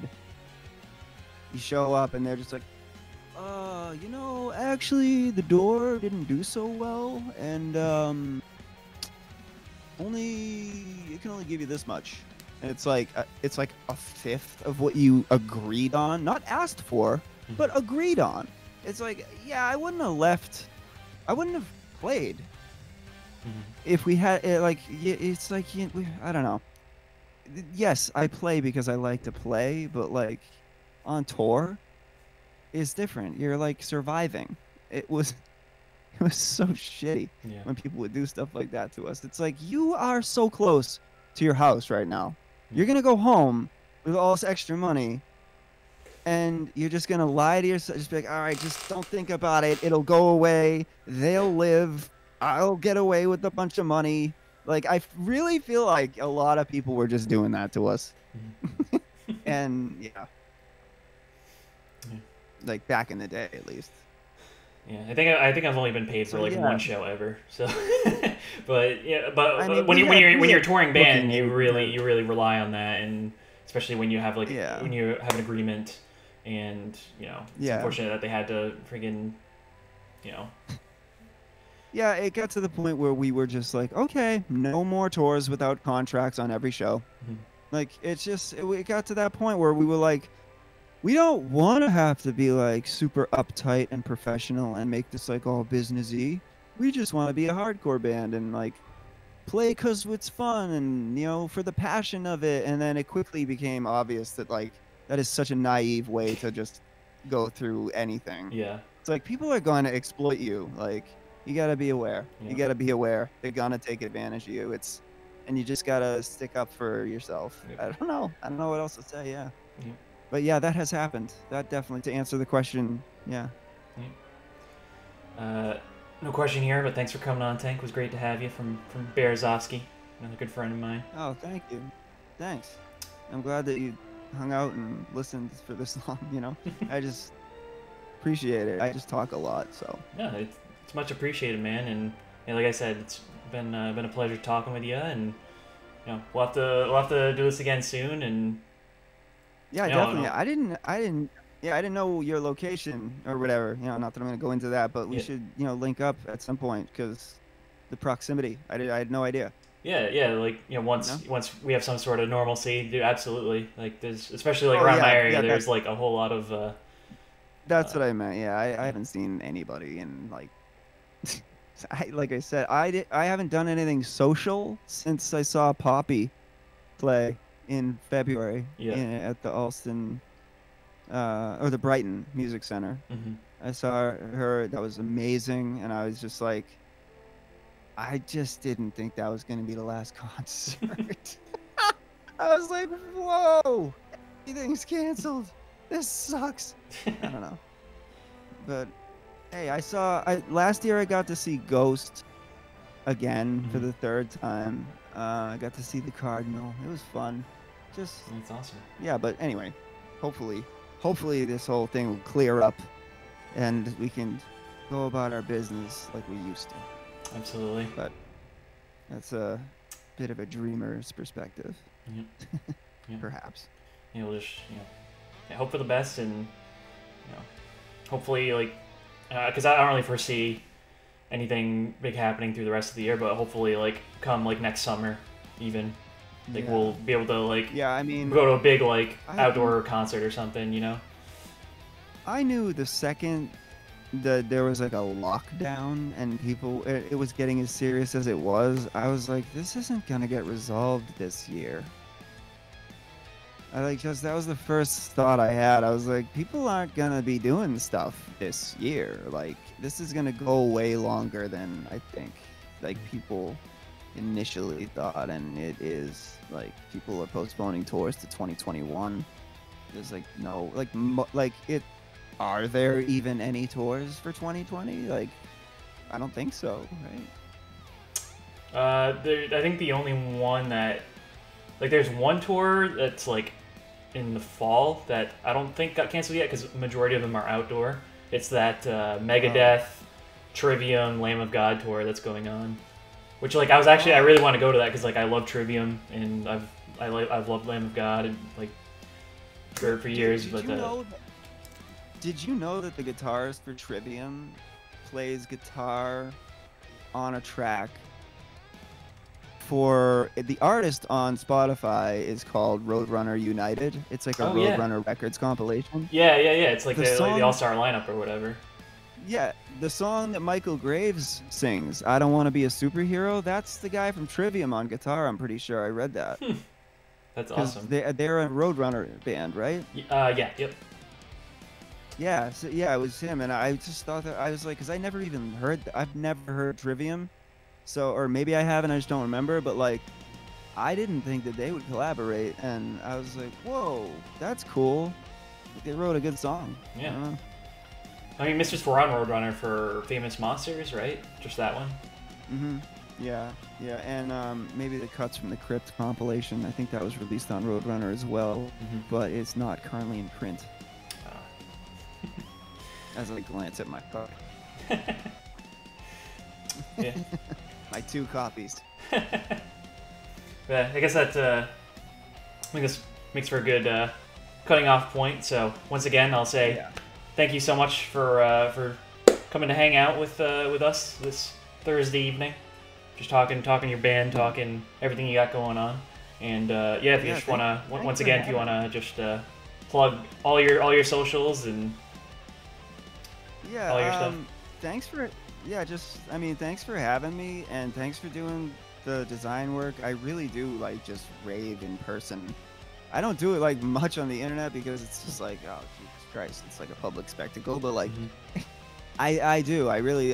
Every single person, I'm like, yeah, and this guy Brian, he designed this. Like, I go into it with everybody that I show the stuff to. I'm like, he's really good. Like, he has a good eye for a sleek design. Like I would buy your stuff. But I appreciate it, man. I wanted to. This is weird and like random, but my mother texted me and said that it's depressing, but I'll end it with I will end this with the plugging of the good stuff. Okay. But my mother, her cat that she's had since we were living in Stoughton in 1999, because I remember I skipped school to buy Famous Monsters because it came out on October 5th. There you go. And that's what I mean. Like, I just can go on and on and on about music. I know every date of everything. But anyway, like, we lived in this apartment complex. I'm sorry if I'm going over the time here. No. It's, I mean, I just don't want to take a lot of your, I'm just trying to, I don't have by all means. I don't have a life. It's fine. No, there was this little kitten, like a not newborn kitten, but like definitely not okay to be on its own kitten, and it was in like the laundry room at this apartment, and we saved it because it was just left alone there, and we just had it ever since. And my mom didn't know what to call it, so she called the cat Shithead. So for the whole the cat is still named Shithead, but what I wanted to, which is funny, it's a funny name, but that was, how was that then? That had to have been a couple years after that, because how is that cat still alive? The cats even live that long? 20 years? I mean, cats have long life. I mean, my family's cat, one of them lived to be 19, and the other one they have now is about like 16, 17-ish. So like, they can really get up there if you're lucky. Yeah, and well, my that cat is my mom texted me, and she said she's bringing the cat to the vet to have it euthanized because it's had cancer and for a bit now, and the diagnosis was dire, and the cat hasn't eaten in a few days, and my mom is just doing the right thing. And just I wanted to give a tribute to my cat, my old cat Shithead, I just called it Kitty because it seems more endearing than shithead, but but all the hearts in the chat yeah, for shithead. Oh, I'm glad because my mom texted me right before I came on here and said I'm bringing her, and I was like, I told her I would do some sort of a tribute or something. I'd mention it, so on the interview. So that's I feel really sad because it's an animal that's been in my family forever, and I just found out like a couple hours ago that I'm not gonna see it ever again. So that's kind of depressing. But, that's part of life. That's death, part of life. And but anyway, back to the good news. Back to the plugging of the channels and the stuff. Yeah, I have all kinds of websites like talkhard.org. You can go shopping and like support me, buy energy shirts and merch and beanies and all kinds of stuff at monsterpartyrecords.com, thebandenergy.com, and the handle, like the Instagram and Twitter and all, like pretty much everywhere is the band energy. It's just it's just a sentence, the band energy. And I'm Tank from Energy everywhere. So yeah, I don't know. I don't really have much else to plug. I don't think. I just wanted to mention Shithead and have her memory be immortalized in this KoppsCast. KoppsCast. Sorry. Yeah. Not KoppsCast. Close enough. Kopps. Yeah. Well, yeah. R.I.P. to Shithead. To Shithead. But yeah, so thank you. Let's so usually what we do, since you're not too familiar with Twitch, but we usually will once I wrap up, we'll raid into another channel, so which basically will carry over basically what happened a few times tonight where folks brought in their community, so we'll do that with someone else. So we'll go do that. Let's see who's on. Jax is on. Now let's start to Jax. He's playing some Final Fantasy X. Let's go. Give her the love. But anyway, to all you that are have hung out with us, thank you so much for tuning in. It's been a great chat with you, Tank. Thanks again for doing this, man. Thanks for having me. Yeah. And we'll be back Sunday at 1 p.m. Eastern Time. Gonna be continuing through more Final Fantasy VII Remake. And in the meantime, we'll have Jordan, J Dagner. He's gonna be live this weekend. Check him out. BE plays on Saturday and Sunday. Give him some love too. Rasso should be on this weekend. Check him out. Berezovsky, of course. Love to all the friends that will also be streaming stuff. So let me check them all out. And yeah, and of course Shane, he's gonna be on tomorrow, I think, and Mitch as well. He'll be on tomorrow. So, but yeah, so hope you all have a good rest of your evening. Have a wonderful 4th of July, everybody.